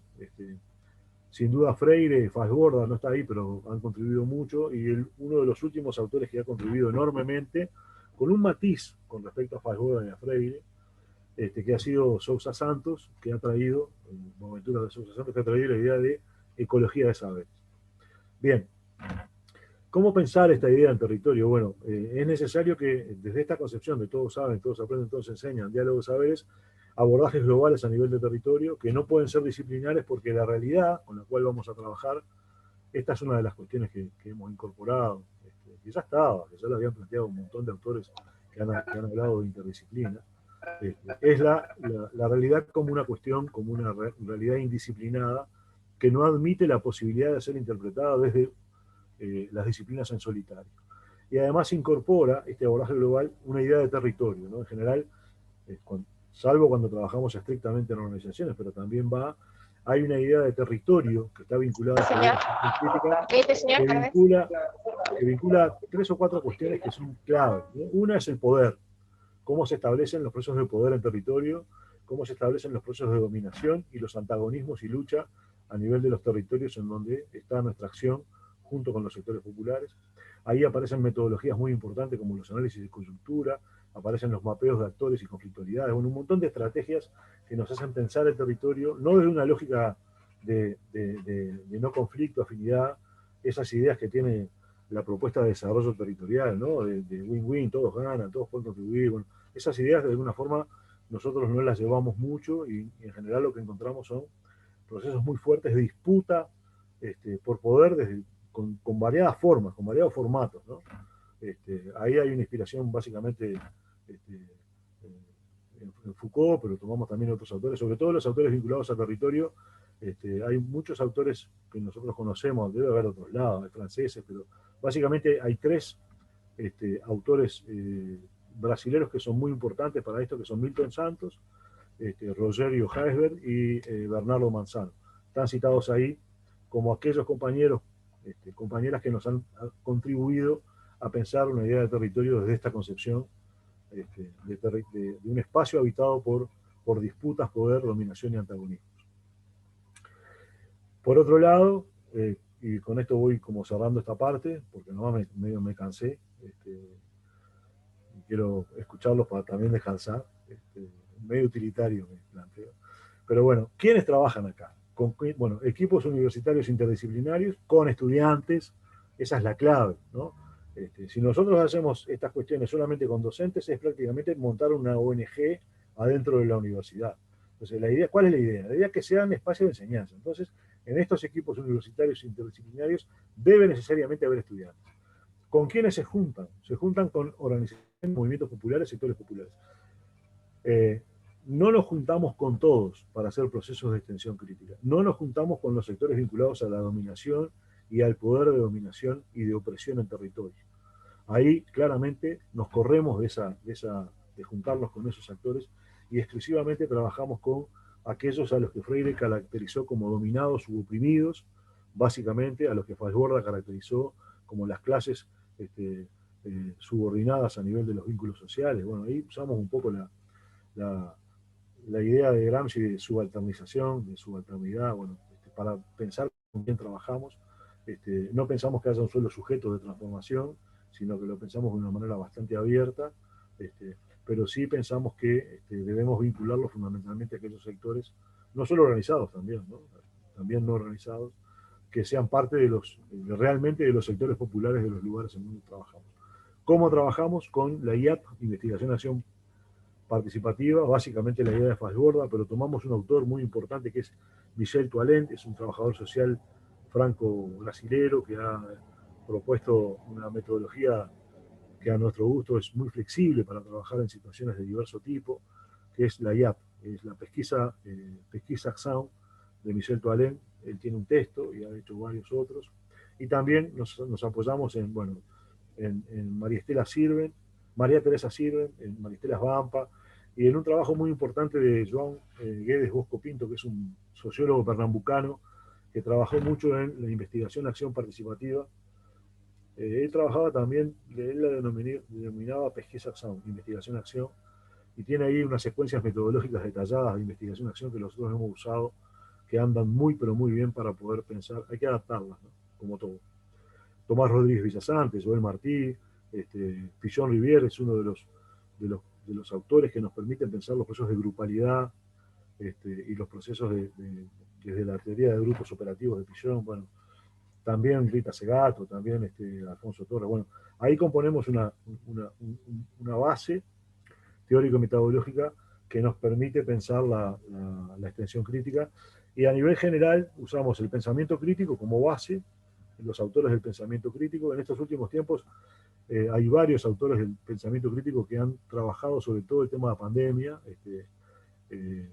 Boaventura ha sido uno, Chomsky, Dussel, Agamben. Bueno, hay un montón de autores que son los filósofos y los pensadores políticos de nuestro tiempo del pensamiento crítico, que nos han ayudado a entender un poco esta realidad de la crisis civilizatoria capitalista pandémica.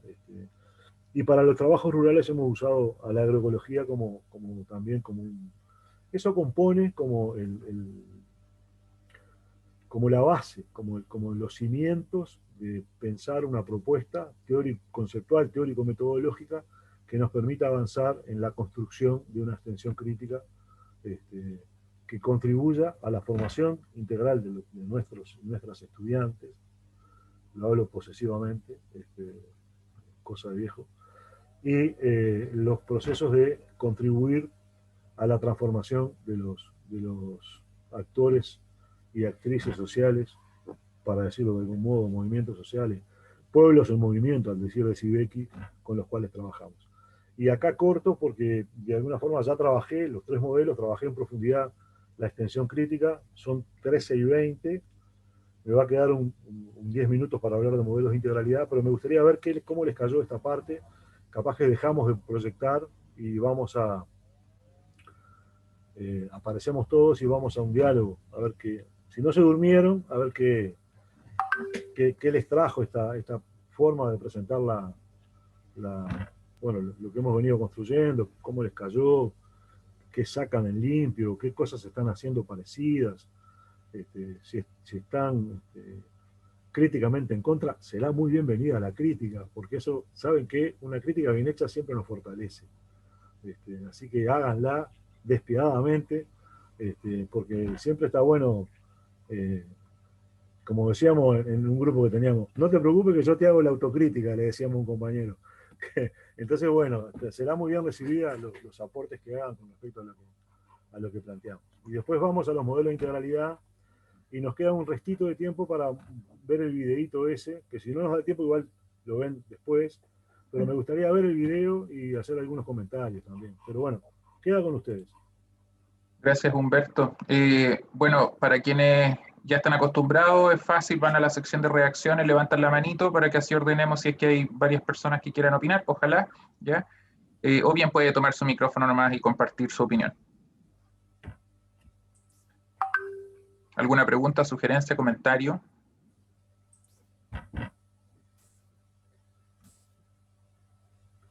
Bienvenida, Andrea, adelante. Ya, Andrea. Hola Humberto, por acá Andrea Casas. Me lancé a la piscina porque no tengo ni siquiera elaborada la pregunta en mi mente, tal vez un comentario, un pensamiento hablado. Me parece súper interesante lo que planteas respecto de la extensión crítica. Mi postura es que yo creo que las instituciones de educación superior debiesen apuntar a eso. Sin embargo, me surge una pregunta, cuestionamiento, como respecto de, en la vida real, digamos, en la vida real de las instituciones de educación superior de Chile.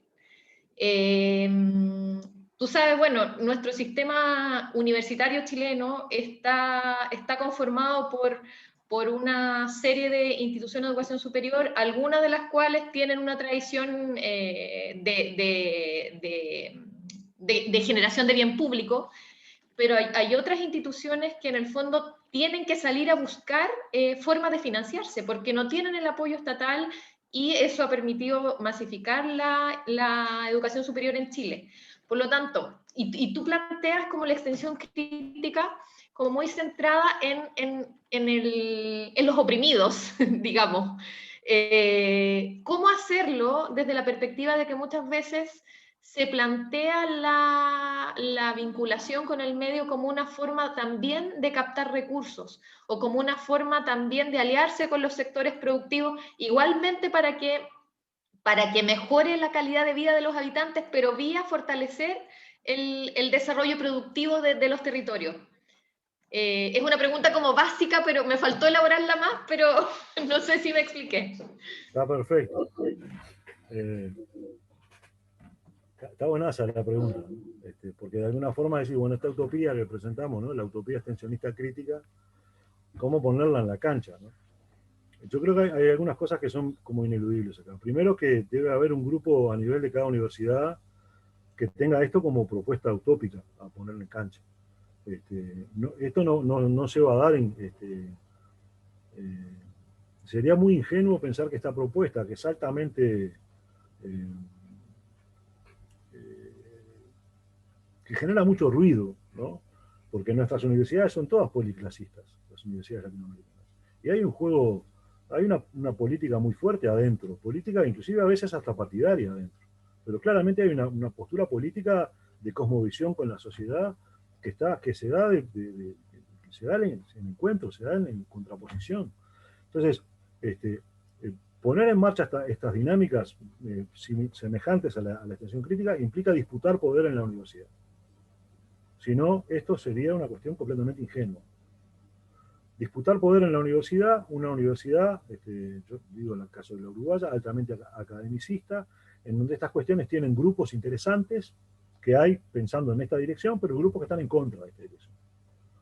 Entonces, bueno, cómo armar un dispositivo que pueda disputar el poder para poner esto en tensión. Si eso no está, esto es una cuestión que puede ser hecha en espacios muy endogámicos, muy gueto, muy quiste, ¿no? Sería las propuestas que no tienen una disputa universitaria organizadas son como quísticas, no joden a nadie, para hablar en criollo, ¿no? Porque no disputan. Entonces digo, si no hay disputa universitaria, ¿de qué universidad queremos? ¿Al servicio de quién? Y al servicio de contra quién la queremos, no hay conversa. Entonces, esa es la primera cuestión.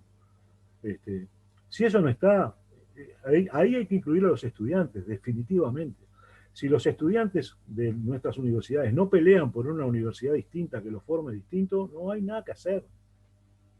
No podemos pensar para ellos. Eso está claro. Podemos contribuir a pensar con ellos, pero si los estudiantes se conforman con la universidad y con la... Claro, uno puede trabajar ese tema, puede motivar, puede acercar cosas. Claro que es un motivador también como compañera, compañero docente. Pero si eso no está en movimiento, es muy difícil. Y lo otro que te digo, Andrea, yo creo que eso de financiar la universidad es parte de la mercantilización de la universidad en los últimos 30 años. Ese proceso de mercantilización de los procesos universitarios, tanto los públicos como los privados ya estaban, de alguna forma, algunos más, algunos menos. Yo te nombré ejemplos de universidades comunitarias en donde ese proceso está, pero es menor, ¿no? Porque hay una respuesta comunitaria. Pero entonces, ahí me parece que en el caso de las universidades privadas, me faltan elementos, pero me parece que deberíamos tener convenios que no nos condicionen nuestra autonomía vinculada a estas ideas. Si nosotros tenemos convenios que nos coartan la autonomía y la capacidad de pensar críticamente, ¿para qué quiero ese convenio? ¿Para qué me va a servir? ¿Para formar qué? Para pagar los docentes, bueno, eso está, puede ser, pero pagar docentes con una metodología que sea altamente de invasión cultural, de formación no crítica de los estudiantes, me parece que es como un contrasentido también. Respeto que yo no quiero meterme en el bolsillo de nadie, ¿no? Que muchos compañeros, compañeras, vivimos a veces de cosas, pero me parece que ese contrasentido hay que trabajarlo. Y en el caso de las universidades públicas, yo creo que hay que disputar presupuesto, hay que luchar por presupuesto. La extensión, la universidad no puede estar pensada solamente para que funcione dentro de salas de aula. Entonces, eso también requiere un grupo sujeto en la universidad que dispute, adentro de cada universidad, ustedes tienen un montón, que dispute el sentido de la universidad y el sentido de la vinculación. Entonces, salir de la utopía y decir, bueno, hay experiencias que están haciendo esto, si son micro, ¿no? O hay algunas un poco más grandes. Bueno, ya tenemos experiencia. Yo conozco, por ejemplo, en Playa Ancha, conozco el Laboratorio de Territorio y Participación, que es una experiencia muy interesante que se da dentro de una universidad que tiene todo esto que vos planteás, de alguna forma, ¿no? Que es una universidad pública. Bueno, ahí hay un pequeño grupo que debe crecer, que debe asociarse, que debe, con movimientos sociales, por ejemplo, tiene una práctica, le digo porque es lo que yo conozco de allá, tiene una práctica de formación de agentes comunitarios, de agentes extensionistas comunitarios, que es muy potente. Es una práctica de educación popular y de formación en vinculación, que genera un vínculo muy fuerte con las comunidades en los cerros, en Playa Ancha. Bueno, esas cuestiones están en la universidad pública. Bueno, ¿cómo pensamos? Y más en este momento, Andrea, en un momento de repensar de la sociedad chilena como, claro, la pandemia lo cortó un poco, pero era un momento de repensar, de cuestionar todo en la sociedad chilena, inclusive la universidad, pensar la universidad pública de otra forma, pensar la vinculación de otra manera. Yo creo que esto hay que, rápidamente el pueblo chileno lo va a retomar, no sé capaz que ya lo está haciendo, lo va a retomar, pero los procesos organizativos que quedaron en comunidades.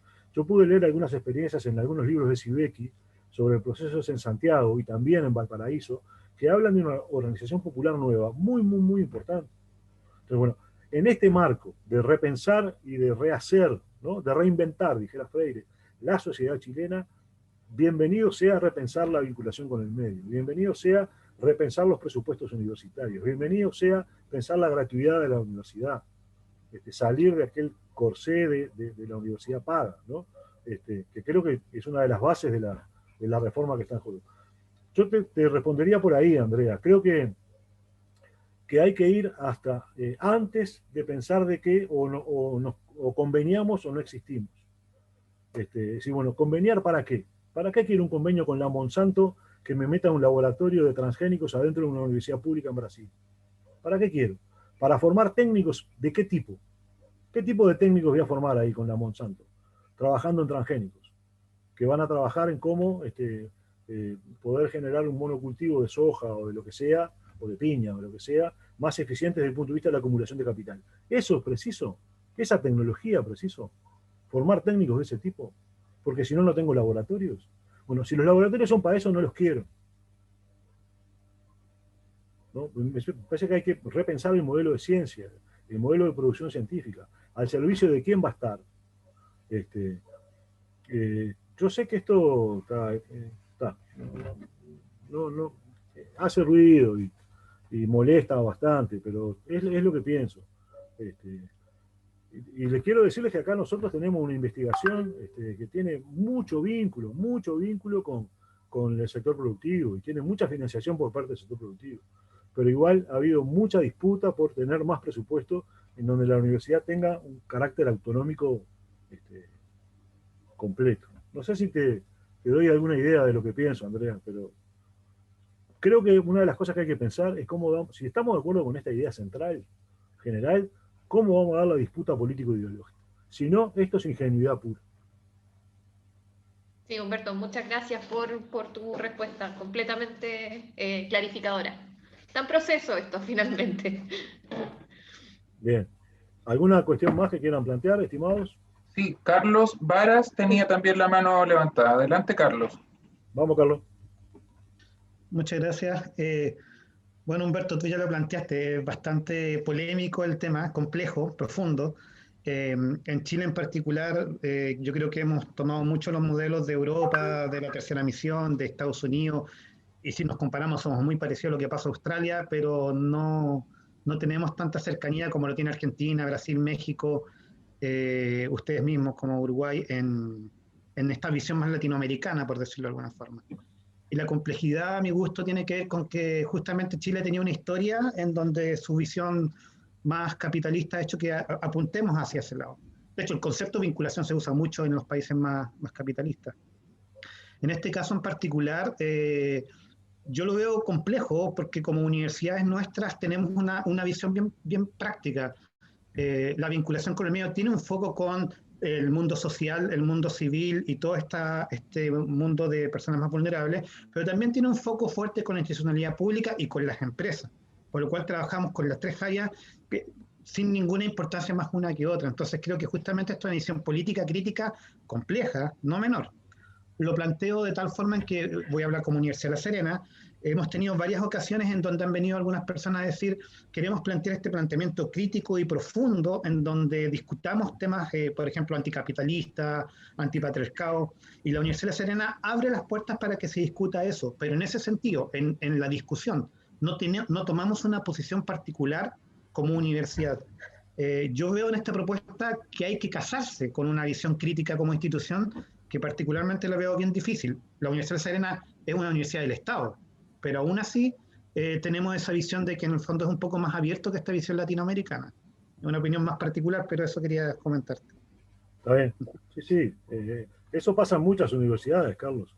Yo no digo de casarse, yo digo a mí me parece que hay que tensionar a la universidad en esta dirección. Y te doy un par de ejemplos, ¿no? Que me parecen interesantes de la Universidad Uruguaya. Ley de minería a cielo abierto. Ustedes tienen problemas ambientales tanto o peores que los nuestros. No sé qué es peor. Bueno, pero en el caso nuestro la minería a cielo abierto no existía y se arma una ley de minería durante el gobierno progresista del Frente Amplio, ¿no? Inclusive, para que veas en qué momento se arma. La universidad lo que hace es decir, bueno, ¿qué va a opinar la universidad con respecto a esto? Tiene técnicos que han trabajado tanto en los aspectos geológicos como los aspectos hidrológicos, como los aspectos de paisaje.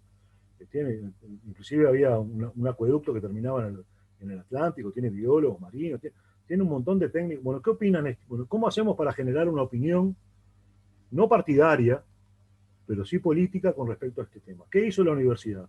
Lo digo como ejemplos de cosas que se pueden hacer. Hizo un juicio ciudadano, es una metodología sueca, de trabajo, de discusión entre distintos actores sociales y entre distintos técnicos a favor y en contra, que durante 6 meses discutió en profundidad y elaboró documentos vinculados a la minería a cielo abierto en Uruguay. Inclusive tiene un fallo final que dice que Uruguay no está pronto logísticamente para enfrentar el impacto de una minería a cielo abierto. Ese fue el dictamen final, a grandes rasgos. Pero pudimos discutir esos temas. Tomamos posición con respecto a esos temas. Esa es una concepción crítica. La disminución de la edad de los menores, la disminución de la edad para la imputabilidad de los menores, de 18 a 16 años. Gran polémica nacional, gran discusión nacional que fue llevada a referéndum. La universidad tomó postura, la universidad hizo algunos talleres con respecto a eso y llegó a la conclusión de que no debía bajarse la edad de imputabilidad. Y quedó afinada con algunos actores sociales y políticos y en contra de otros. Y hizo una campaña a favor de no bajar la edad de imputabilidad. Y nadie le cuestionó nada a la universidad por eso. Claro, los actores políticos de derecha, que eran los que querían bajar, quedaron de alguna forma impactados por el trabajo universitario. Hicimos hasta una propuesta de extensión a nivel barrial para trabajar esos temas. Pero en la universidad yo creo que hay momentos en los cuales debe tomar partido. No creo que deba tomar partido desde el punto de vista partidario, eso me parece que no, porque eso me parece que se puede estar de acuerdo con cosas que diga un partido, pero no estar de acuerdo con un partido, que es distinto. Eso creo que lesiona la autonomía. Pero tomar partido por cosas que son graves para la sociedad, en donde la universidad tiene que opinar, claro que sí, me parece que eso se puede hacer. Entonces, hay otro ejemplo que es el caso de la energía nuclear. Acá en Uruguay se manejó la posibilidad de instalar una usina nuclear en la primera década del siglo XX, en 2000. Y ahí también fue el primer juicio que se hizo a la energía nuclear en Uruguay. Se llegó a la conclusión de que la energía nuclear en Uruguay no debería ser puesta en práctica. Y eso lo hizo la universidad, consultando con esta metodología particular. Entonces, esto me parece que sí es posible. Que se pueden hacer cosas muy serias vinculadas a opiniones, en donde la universidad hasta puede quedar enfrentada o junto con posiciones político-partidarias con las cuales no debe quedar pegado al partido, pero sí a cuestiones que son parte de la disputa en la sociedad contemporánea. Y con respecto a esto también, creo que nosotros hemos trabajado mucho con los sectores públicos. Inclusive hemos formado, yo tengo varios trabajos de formación de equipos públicos de trabajo a nivel de desarrollo rural, e hice muchas formaciones para formación de formadores en desarrollo rural con el Ministerio de Ganadería. Y lo hice desde una óptica totalmente autónoma. Inclusive a mí, cuando yo armé el programa y incorporé los actores, nadie me dijo a quién tenía que incorporar. Los autores, los libros, la bibliografía, la metodología. Y pude hacerlo. Y tenemos trabajos muy fuertes con políticas públicas. Hemos trabajado mucho con políticas públicas. Y con el sector productivo, ahí quiero aclararte algo. Darte información. Hemos trabajado con el sector productivo. Y en algunos casos la investigación trabaja con los empresarios, pero nosotros hemos trabajado con trabajadores organizados del sector productivo. Por ejemplo, tenemos un trabajo muy fuerte con los trabajadores de la pesca. No solamente de la pesca artesanal, de la pesca de altura, ¿no? En donde se hizo un trabajo de investigación de acción participativa para repensar el complejo pesquero. Y eso lo hizo la universidad con los trabajadores. O sea que también podemos trabajar algunas cuestiones que parecen alejadas a los procesos industriales, alejadas a los procesos que tienen que ver con el empresariado. A mí me parece que por ahí hay mucho para hacer. Por ejemplo, trabajar valga la redundancia, con trabajadores organizados de la industria, o del agro, me parece que lo hemos hecho, es factible. Ahora van a ver un trabajo junto con trabajadores de la caña de azúcar, que son asalariados del norte de la caña de azúcar, un trabajo que también es autónomo, que nos generó ahí también una crisis y crítica con el gobierno progresista de la época, y una discusión muy fuerte, en donde nos cuestionaban el trabajo de formación a los trabajadores que estaban vinculados al sindicato de la caña de azúcar. Pero bueno, con eso quiero decirte que a mí me parece que no hay que priorizar, yo creo, ¿no? Esa es mi convicción, que no podemos priorizar el trabajo con empresarios. Me parece que la extensión, la vinculación no va por ahí. Me parece que hay que priorizar el trabajo con otros actores sociales. Y te digo más, no creo que haya que priorizar el trabajo con los pobres. No ese es el tema. No es un trabajo para pobres, que también lo es. Pero hay sectores cooperativos de vivienda, sectores cooperativos, trabajadores organizados, con los cuales, organizaciones sociales con las cuales se puede trabajar, y en donde no necesariamente existe pobreza, pero existe sí una propuesta de una sociedad pensada de una manera distinta. Pero bueno, es un tema controversial totalmente, Carlos, y se entienden posiciones diferentes. Bueno, y dentro de esas posiciones nosotros intentamos llevar adelante la nuestra en un marco democrático de discusión, de conversación, de tolerancia. Y ahí yo creo que una de las cosas importantes en estos temas es usar una de las virtudes de las cuales habla Freire. Freire se habla de muchas virtudes del educador, pero de una dice es la coherencia, es reducir la diferencia entre lo que hago y lo que digo, entre lo que digo y lo que hago, disminuir la diferencia entre el discurso y práctica. Esa es, dice Freire, es la principal coherencia de una educadora, un educador que él dice revolucionario, ¿no? Cosa que hay que pensarla con profundidad. Después, una de las virtudes, habla de varias, ¿no? Dice que es la tolerancia, que es la capacidad de poder discutir con gente que piensa distinto, con compañeras y compañeras que piensan distinto. Esa es la universidad. Ahí dentro tenemos que discutir democráticamente posturas que no son coincidentes, que son contradictorias, que son parte de la lucha de ideas. Y tensar, yo digo, mi tarea en mi universidad fue y es tensar hacia una universidad con un sentido claramente popular, siendo democrático en mi forma de procedimiento, escuchando, argumentando, pero tensándolo desde una perspectiva político, ideológica y académica que vaya en esta dirección. Pero bueno, ahí también fuimos derrotados, Carlos. Solo complementar, Humberto, para que sepas un poco las contradicciones que dije al comienzo cuando la acreditación pasaba a ser un fin. Nosotros como Universidad de La Serena hace 2 acreditaciones anteriores fuimos criticados por el hecho de tener baja conexión con las empresas y poca investigación aplicada para generar mayores crecimiento en la industria. Entonces tuvimos que activar todo eso porque la acreditación lo dijo y finalmente entonces esa postura se complica. Te lo planteo solamente como de repente hay visiones que también van más allá de lo que la propia universidad quiere hacer. Claro, sí, sin duda. No, los condicionantes están claros, Carlos. Inclusive los condicionantes están en el presupuesto, porque nosotros el presupuesto nuestro lo pone el Parlamento. El Parlamento no es neutro. El Parlamento hoy refleja a una aglomeración de derecha y ultraderecha neoliberal en nuestro país. Es el Parlamento, la mayoría del Parlamento uruguayo hoy tiene ese signo. Entonces, cuando nosotros discutimos presupuesto, se me está yendo el tiempo para hablar de los demás temas, pero quiero plantear esto porque me parece que es bien interesante. Nosotros tuvimos en este episodio pandémico durante el primer año una muy buena performance, si se quiere, ¿no? En cuanto a enfermos, en cuanto a compatriotas fallecidos. Fue muy bueno el nivel de salud. Eso estuvo apoyado en un grupo técnico, el GACH, se llamaba Grupo de Apoyo Técnico Honorario, conformados por 3 preeminentes científicos de la universidad, médicos y ingenieros, que armaron un proceso de asesoramiento permanente al gobierno. Además, esos 3 montaron varios equipos, uno en la parte social, uno en la parte de vacunas, uno en la parte de epidemiología y seguimiento de casos a nivel comunitario, bueno, un equipo de como de 100 profesionales, que fue maravillosamente, hicieron un trabajo maravilloso y fueron valorados maravillosamente por el gobierno y por la población. Una legitimidad, la universidad se relegitimó con la ciencia aplicada y el conocimiento científico aplicado a la pandemia, con resultados que fueron muy importantes. Ahora, los últimos resultados, que son muy malos, tienen que ver con que el gobierno no tomó en cuenta las cuestiones que este grupo les dijo el 7 de febrero. Le dijo, hay que hacer tales cosas, no las hicieron y hoy tenemos el mayor índice de muertos en el mundo. Creo que estamos por abajo de Hungría.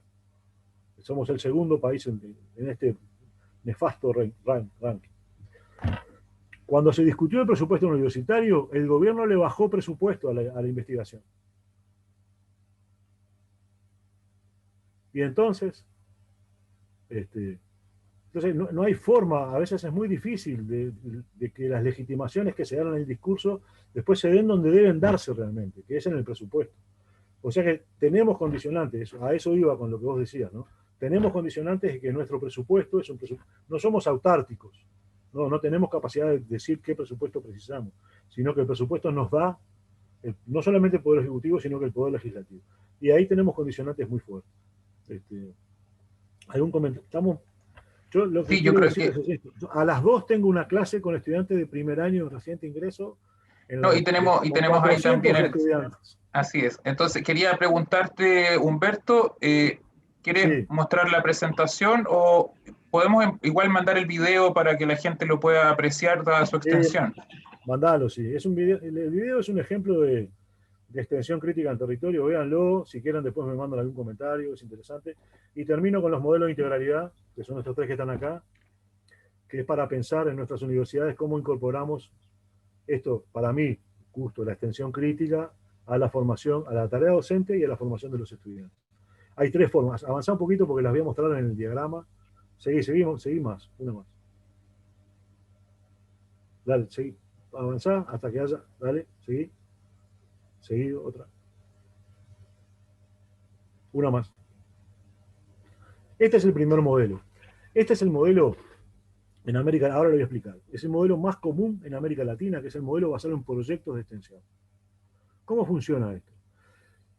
Lo de la izquierda, ese círculo celeste, eso es lo que pasa con los estudiantes, no con lo que pasa con los docentes.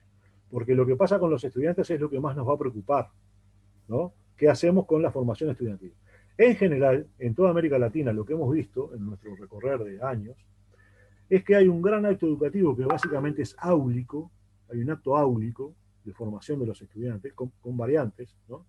Pero básicamente hay un aula, hay un acto educativo obligatorio donde están los créditos que básicamente es aula. Es aula y es exposición.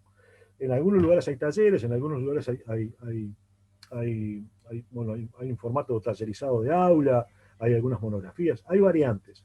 Pero en general es un aula, y más últimamente, con muchos estudiantes. Y les digo más, en el caso de las universidades de Argentina y Uruguay, nosotros tenemos libre ingreso, es gratuita. La universidad nuestra es gratuita y de libre ingreso. O sea que cualquiera que termina secundaria puede entrar a la facultad que quiera. Eso es parte de la reforma del 58, conquista estudiantil y obrera del 58. La facultad nuestra es autónoma, cogobernada, de libre acceso, gratuita y con cátedras libres. Esa es nuestra universidad pública uruguaya, hoy con 150.000 estudiantes. ¿Tá? Con un ingreso, por ejemplo, yo voy a dar clase en un ingreso que me pidieron, y yo voy con un gusto precioso a dar clase para los gurises que están entrando ahora a la universidad, voy a dar clase para una regional de la universidad de 400 estudiantes, para que vean la cantidad de estudiantes que estamos manejando. Bueno, lo que hay hoy en esas universidades, y sobre todo las que tienen libre acceso, las argentinas, y las uruguayas, no pasa en Brasil, no pasa en ningún otro lado salvo en Argentina y Uruguay, que sean gratuitas y de libre acceso. Creo que no hay otro país en América Latina donde haya por lo menos una matrícula mínima, algún examen de ingreso. Bueno. Acto educativo como cosa central y dos procesos anexados, muy pequeños, muy endogámicos que no tienen conexión con el sistema externo, con el sistema mayor, que son la investigación y la extensión. En la extensión hay algunos proyectos de docentes, que son inclusive financiados por las secretarías o por las vicerrectorías de extensión, en algunos casos, que quedan por fuera de lo que es el trayecto curricular obligatorio de los estudiantes. Quedan por fuera de lo que los estudiantes hacen en forma, ¿cómo decirlo?, ordinaria, en forma curricularmente formal, ¿no? Las disciplinas en semestres y los avances año a año. Ese proyecto de extensión queda por fuera. Extracurricular lo llamamos acá, creo. Es extracurricular. No, pero en ese caso inclusive se puede curricularizar.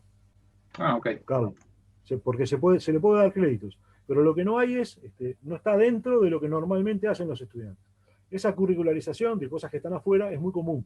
Y a eso se le dice curricularización muchas veces.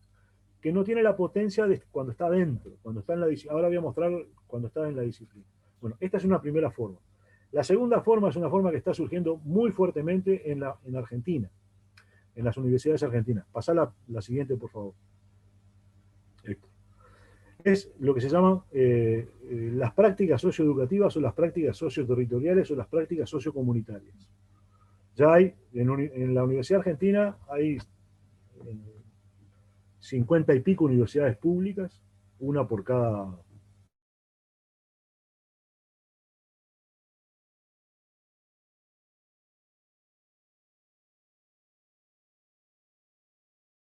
Son trayectos, o sea, cuatro, ¿no? ¿Se entiende ese edificio de la derecha? ¿No? Cómo van avanzando los estudiantes. Bueno, en ese avance de lo que sería el trayecto, hay dos instancias, o una instancia, que es obligatoria, en la que pasan todos los estudiantes, en donde hay una práctica en territorio o en comunidad. Que no necesariamente tiene que ver con lo que pasa en las disciplinas de ese año. que está ahí inserta. Es muy interesante esto que están haciendo los compañeros argentinos. En algunos casos pasa al final de la disciplina, al final de la carrera, al final de la formación. En algunos casos pasan en dos instancias. ¿Saben en dónde pasa mucho esto a veces? En las facultades de agronomía y de veterinaria, cuando se habla de extensión rural en las últimas etapas de las carreras. Como la profesión implica la extensión, la profesión veterinaria, la profesión agronómica o la profesión zootécnica implica la extensión, hay una disciplina al final de la carrera que es extensión rural, en donde ahí muchas veces hay prácticas con campesinos o prácticas con agricultores o inclusive prácticas con productores empresariales. Y lo que se ha visto en estos últimos tiempos es que ese modelo, que era el modelo de las cátedras de extensión de las agrarias, se ha como vulgarizado a nivel de las sociales, de las ingenierías. Inclusive hay universidades que lo tienen como obligatorio. Hay que armar un proceso de prácticas sociocomunitarias en todas las facultades. Están en eso hoy los compañeros de Argentina con avances muy interesantes. Ese sería el segundo modelo. Tiene una potencia muy fuerte porque todos los estudiantes pasan por instancias vinculadas a un trabajo en territorio, a un trabajo con organizaciones sociales. Eso es muy bueno porque no como en el otro, que son muy poquitos los estudiantes que pasan por una experiencia de extensión. Inclusive hemos visto facultades donde el 90% de los estudiantes entran y salen sin haber ido nunca a territorio. Hay facultades en donde prácticamente el 90 y pico % de los estudiantes nunca fueron a un barrio, nunca fueron a una comunidad campesina, nunca fueron a un pueblo originario, nunca fueron a una cooperativa, ¿no? Siempre estuvieron en aula o adentro de la universidad en un proceso básicamente intramuros. Tercera posición, con esto voy terminando, que es lo que hemos venido implementando con muchas dificultades. Eso es parte de la segunda reforma universitaria. Esto es el modelo inconcluso, el modelo incompleto, el modelo que fue parcialmente derrotado, pero hoy vive de nuevo, que es el modelo que llamamos integralidad articulada a las disciplinas. Modelo basado en espacios e itinerarios de formación integral. ¿Cómo funciona esto? De esto podemos hablar largo y tendido otro día que quieran. Funciona en que nosotros tenemos en cada facultad y en cada centro universitario una unidad de extensión que es la que motoriza la extensión no la que hace extensión en la facultad, sino que es la que propone hacer extensión junto con los docentes que ya están haciendo extensión o que tienen la motivación para hacer extensión. Esas unidades de extensión trabajan construyendo espacios de formación integral. Ese es un ejemplo. Yo esto lo trabajé mucho en la Facultad de Veterinaria, tengo la experiencia de haberlo hecho ahí, además de haberlo propuesto como vicerrector en su momento. Y eso implica que los estudiantes desde el primer día, y esto que digo es así, desde la primera semana de ingreso a la universidad, conozcan lo que la universidad hace en los territorios en los cuales trabaja. Y ahí aparecen lo que llamamos espacios de formación integral de sensibilización. Los estudiantes van a territorio a ver qué cosas hace la universidad junto con la población de los territorios. Población organizada, barrios, campesinos, pueblos originarios. Bueno, ahí los estudiantes de primer año, ya en el primer semestre, en el caso nuestro, van a los territorios, van a lo que llamamos programas integrales. ¿Se acuerdan que yo le hablé de esto al principio, de los programas integrales? Bueno, van a esos programas integrales a ver qué hace la universidad, porque ahí tiene un anclaje permanente la universidad. Acá nosotros tenemos en el área metropolitana tenemos dos grandes programas metropolitanos, uno con 30 docentes y otro con 15 docentes de la universidad que trabajan a tiempo completo en territorio, que construyen demanda en territorio y que conectan con las facultades y los docentes para hacer estas cuestiones que son los espacios de formación integral. Cuidado con cómo yo comunico esto porque yo lo vendo mucho. Bájenle el IVA a todo esto que yo digo. No, porque esto tiene muchas dificultades, estimados compañeros. Es muy dificultoso armar esto. Ha sido, inclusive yo les digo, hoy nosotros teníamos unos números el año pasado, teníamos en este formato de hacer procesos de formación integral, y no llegaba al 10% de los estudiantes que pasaban por esta propuesta. Para que vean lo dificultoso que es en una universidad que por suerte es muy masiva, la dificultad de poder trabajar con muchos estudiantes. Nosotros trabajamos, por ejemplo, en el caso de veterinaria, con una generación de ingresos de 600 estudiantes. Y fueron todos a territorio en el primer año. Y después tenemos un dispositivo para que vayan en dos momentos más de la formación. Uno en tercer año y otro en cuarto. O sea que los estudiantes nuestros, de nuestra facultad, cuando yo era docente allá, pasaban por 3 experiencias de extensión a lo largo de su formación docente. Más allá de una práctica final, que era más técnica, pero la formación extensionista no estaba en un solo lugar, sino que estaba distribuida a lo largo de la formación y estaba conectada con las cosas que estaban trabajando teórica y prácticamente durante el curso. Ahí nosotros intentábamos buscar una conexión del trabajo en territorio con los contenidos de la disciplina.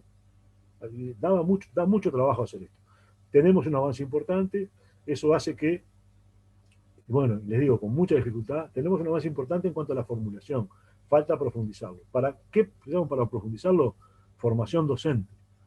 La idea es que no haya docentes extensionistas, no hayan docentes que solo hagan vinculación, o sea, que haya docentes vinculadores en el caso de ustedes. Los docentes somos integrales, todos hacemos extensión o vinculación, todos hacemos investigación y todos claramente enseñamos y aprendemos. Entonces la idea es que no haya un grupo de especialistas docentes que lleven a los estudiantes al territorio. Eso es lo que pasa en la práctica argentina. Hay un grupo de docentes especialistas en las prácticas sociocomunitarias que son los que llevan a los estudiantes al territorio. En el caso nuestro, la idea es que la gran mayoría de los docentes, muchos docentes, lleven a sus estudiantes junto con otros docentes en propuestas que también sean interdisciplinares, eso también es complicado, a territorios.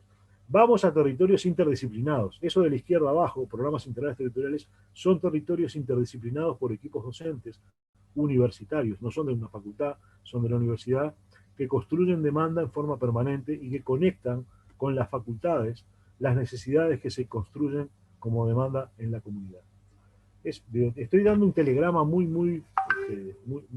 más que telegrama, de la idea, pero la idea es esa, la idea es que nosotros tengamos una formación extensionista y de investigación desde un primer momento, que tenga conexión con territorio, que el territorio no sea algo al que el docente llega a ver qué pasa, sino que haya ya una construcción activa y sistemática y permanente de la universidad del territorio, en donde el docente contribuya desde su disciplina, junto con otras disciplinas, a procesos de formación de estudiantes que sean interdisciplinares y que contribuyen a... Me tengo que ir. Y contribuyan a eso. Les pido mil disculpas, pero la verdad que pensé que íbamos a terminar, pero hablé de más. Pero tengo la clase, les digo sinceramente, prefiero ir a la clase que quedarme con ustedes. Porque son 400 chiquilines y chiquilinas, así le decimos nosotros, ¿no? Que entraron hace 2 días a una universidad virtual. Entonces, hay que estar con ellos. Les voy a mostrar este video se los voy a mostrar, les voy a mostrar otros videos. Les voy a hablar de mi experiencia como viejo, cómo aprendí a hacer extensión y cómo los sectores populares me cambiaron la forma de pensar y la forma de vivir. Les voy a hablar un poco de eso. Espero no aburrirlos. Espero no haberlos aburrido a ustedes. No, muchas gracias. Les mando un abrazo. Les pido mil disculpas. Pero la verdad que estoy para irme. Me voy para allá. Un abrazo. Isabel, mandame algún retorno de qué pensaron los compañeros, como para poder, no sé, tener una idea de si les sirvió para algo o no, si se aburrieron mucho. Y quedo a las órdenes, ¿no? Si les parece, estoy... Muchas gracias, Humberto. Gracias, Humberto. Un gran abrazo desde Chile, que estés muy bien, gracias por tu tiempo. Muchas gracias a ustedes. Gracias. Dale, listo. Arriba, ánimo que se puede. Hay que hacerlo, sobre todo en estos momentos. Dale, abrazo grande. Un abrazo, gracias. Claro. Gracias a todos que nos acompañaron. La verdad es que esta actividad justamente buscaba, de alguna manera, aperturar otros paradigmas también de reflexión que nos interpelen como profesionales dentro del área de vinculación con el medio. Por lo general, estamos muy en una zona de confort muchas veces con respecto a la reflexión que se da en nuestras áreas de vinculación con el medio. Yo creo que acá Humberto lo que ha hecho, y bueno, lamentablemente no lo pudimos conversar con él, es justamente interpelarnos también como profesionales con respecto a dónde están las tensiones que permanentemente vivimos al interior de las instituciones, tensiones que son de disputa de poder, de espacio, de financiamiento, de recursos, de tiempo, de inserción en términos curriculares. A lo mejor en algunas universidades esto está totalmente superado o ya está mucho más madurado, pero acá yo sé que hay instituciones en las cuales efectivamente estos son temas de todos los días y de años. Entonces, hay trabajo de por medio que implica también una remotivación permanente también de los equipos de trabajo, y traer estos elementos hoy en día me parece, dentro del contexto social nacional que estamos viviendo, que la educación también va a ser un espacio que vamos a tener que discutir nuevamente en nuestros equipos, con quiénes y cómo nos vamos a vincular, nuevamente después de la pandemia. Yo creo que hay, y después post-estallido social también, hay hartos temas que nos interpelan. Y me parece que la mirada de Humberto, si bien es una mirada, y una mirada mucho más activista, una mirada mucho más ideologizada también por una forma, un paradigma, creo que también eso nos permite reflexionar en qué estado estamos nosotros internamente en nuestras propias instituciones para poder llegar a este bien común, ¿no es cierto? La educación yo creo que por medio tiene ese sentido, más allá de cuáles son los mecanismos que cada institución se da por sí misma en función de su misión y visión para responder a estas problemáticas internas y también externas. Es interesante también conocer desde las ciencias sociales una mirada comparada a nivel latinoamericano, que me parecía que era importante también traer a colación. Como ya vieron, Humberto es un académico muy preparado en términos epistemológicos y teóricos. Por tanto, su teoría también, lo interesante es que lo ha logrado aplicar. Y el último modelo que plantea de intervención, de trabajo mucho más territorial, es un proyecto incluso que nosotros en algún minuto tratamos de dejar instalado en otras universidades, y que efectivamente es como la utopía, en definitiva, llevar a los chicos al territorio, trabajar con ellos permanentemente y tener esa continuidad de proyección para lograr alcances y impactos como nos piden, nos exigen nuestros modelos de acreditación, es uno de los desafíos. Entonces, acá hay una mirada, un aporte donde yo creo que hay que recoger buenas prácticas con respecto a la teoría, a la aplicación y a lo que esta experiencia podemos instalar también y reflexionar en términos profesionales con nuestros equipos de trabajo. Yo creo que con eso por lo menos yo me quedo más allá de una posición política con respecto a que uno puede adherir o no adherir profesionalmente, en términos personales, incluso en términos institucionales. Así que yo creo que este fue un muy buen ejercicio también para escuchar otros elementos que por lo general no estamos muy acostumbrados dentro de la discusión interna, a lo mejor, ni siquiera dentro del equipo de trabajo o los espacios como de encuentro para compartir con otros profesionales. Así que el esfuerzo por lo menos estuvo en tratar de diversificar el discurso, democratizar también los espacios, y creo que eso se logró. Así que les agradezco a todos el tiempo, nos extendimos muchísimo. Humberto quería que viéramos un video que duraba como 12 minutos, pero se lo vamos a hacer llegar porque la verdad es que es insostenible estar toda la mañana reunidos, pero les agradecemos a todos el tiempo. Y hemos grabado la sesión, así que se la vamos a enviar a todos los que asistieron y por supuesto también a quienes no pudieron acompañarnos. Eso, muchas gracias a todos y a todas. Que tengan bonita tarde. Chao. Chao. Gracias, Isa. Muchas gracias, estuvo interesantísima. Muy interesante, sí. Sí, muchas gracias, que tengan lindo día. Gracias. Qué ganas de quedarse discutiendo. Sí. Isabel.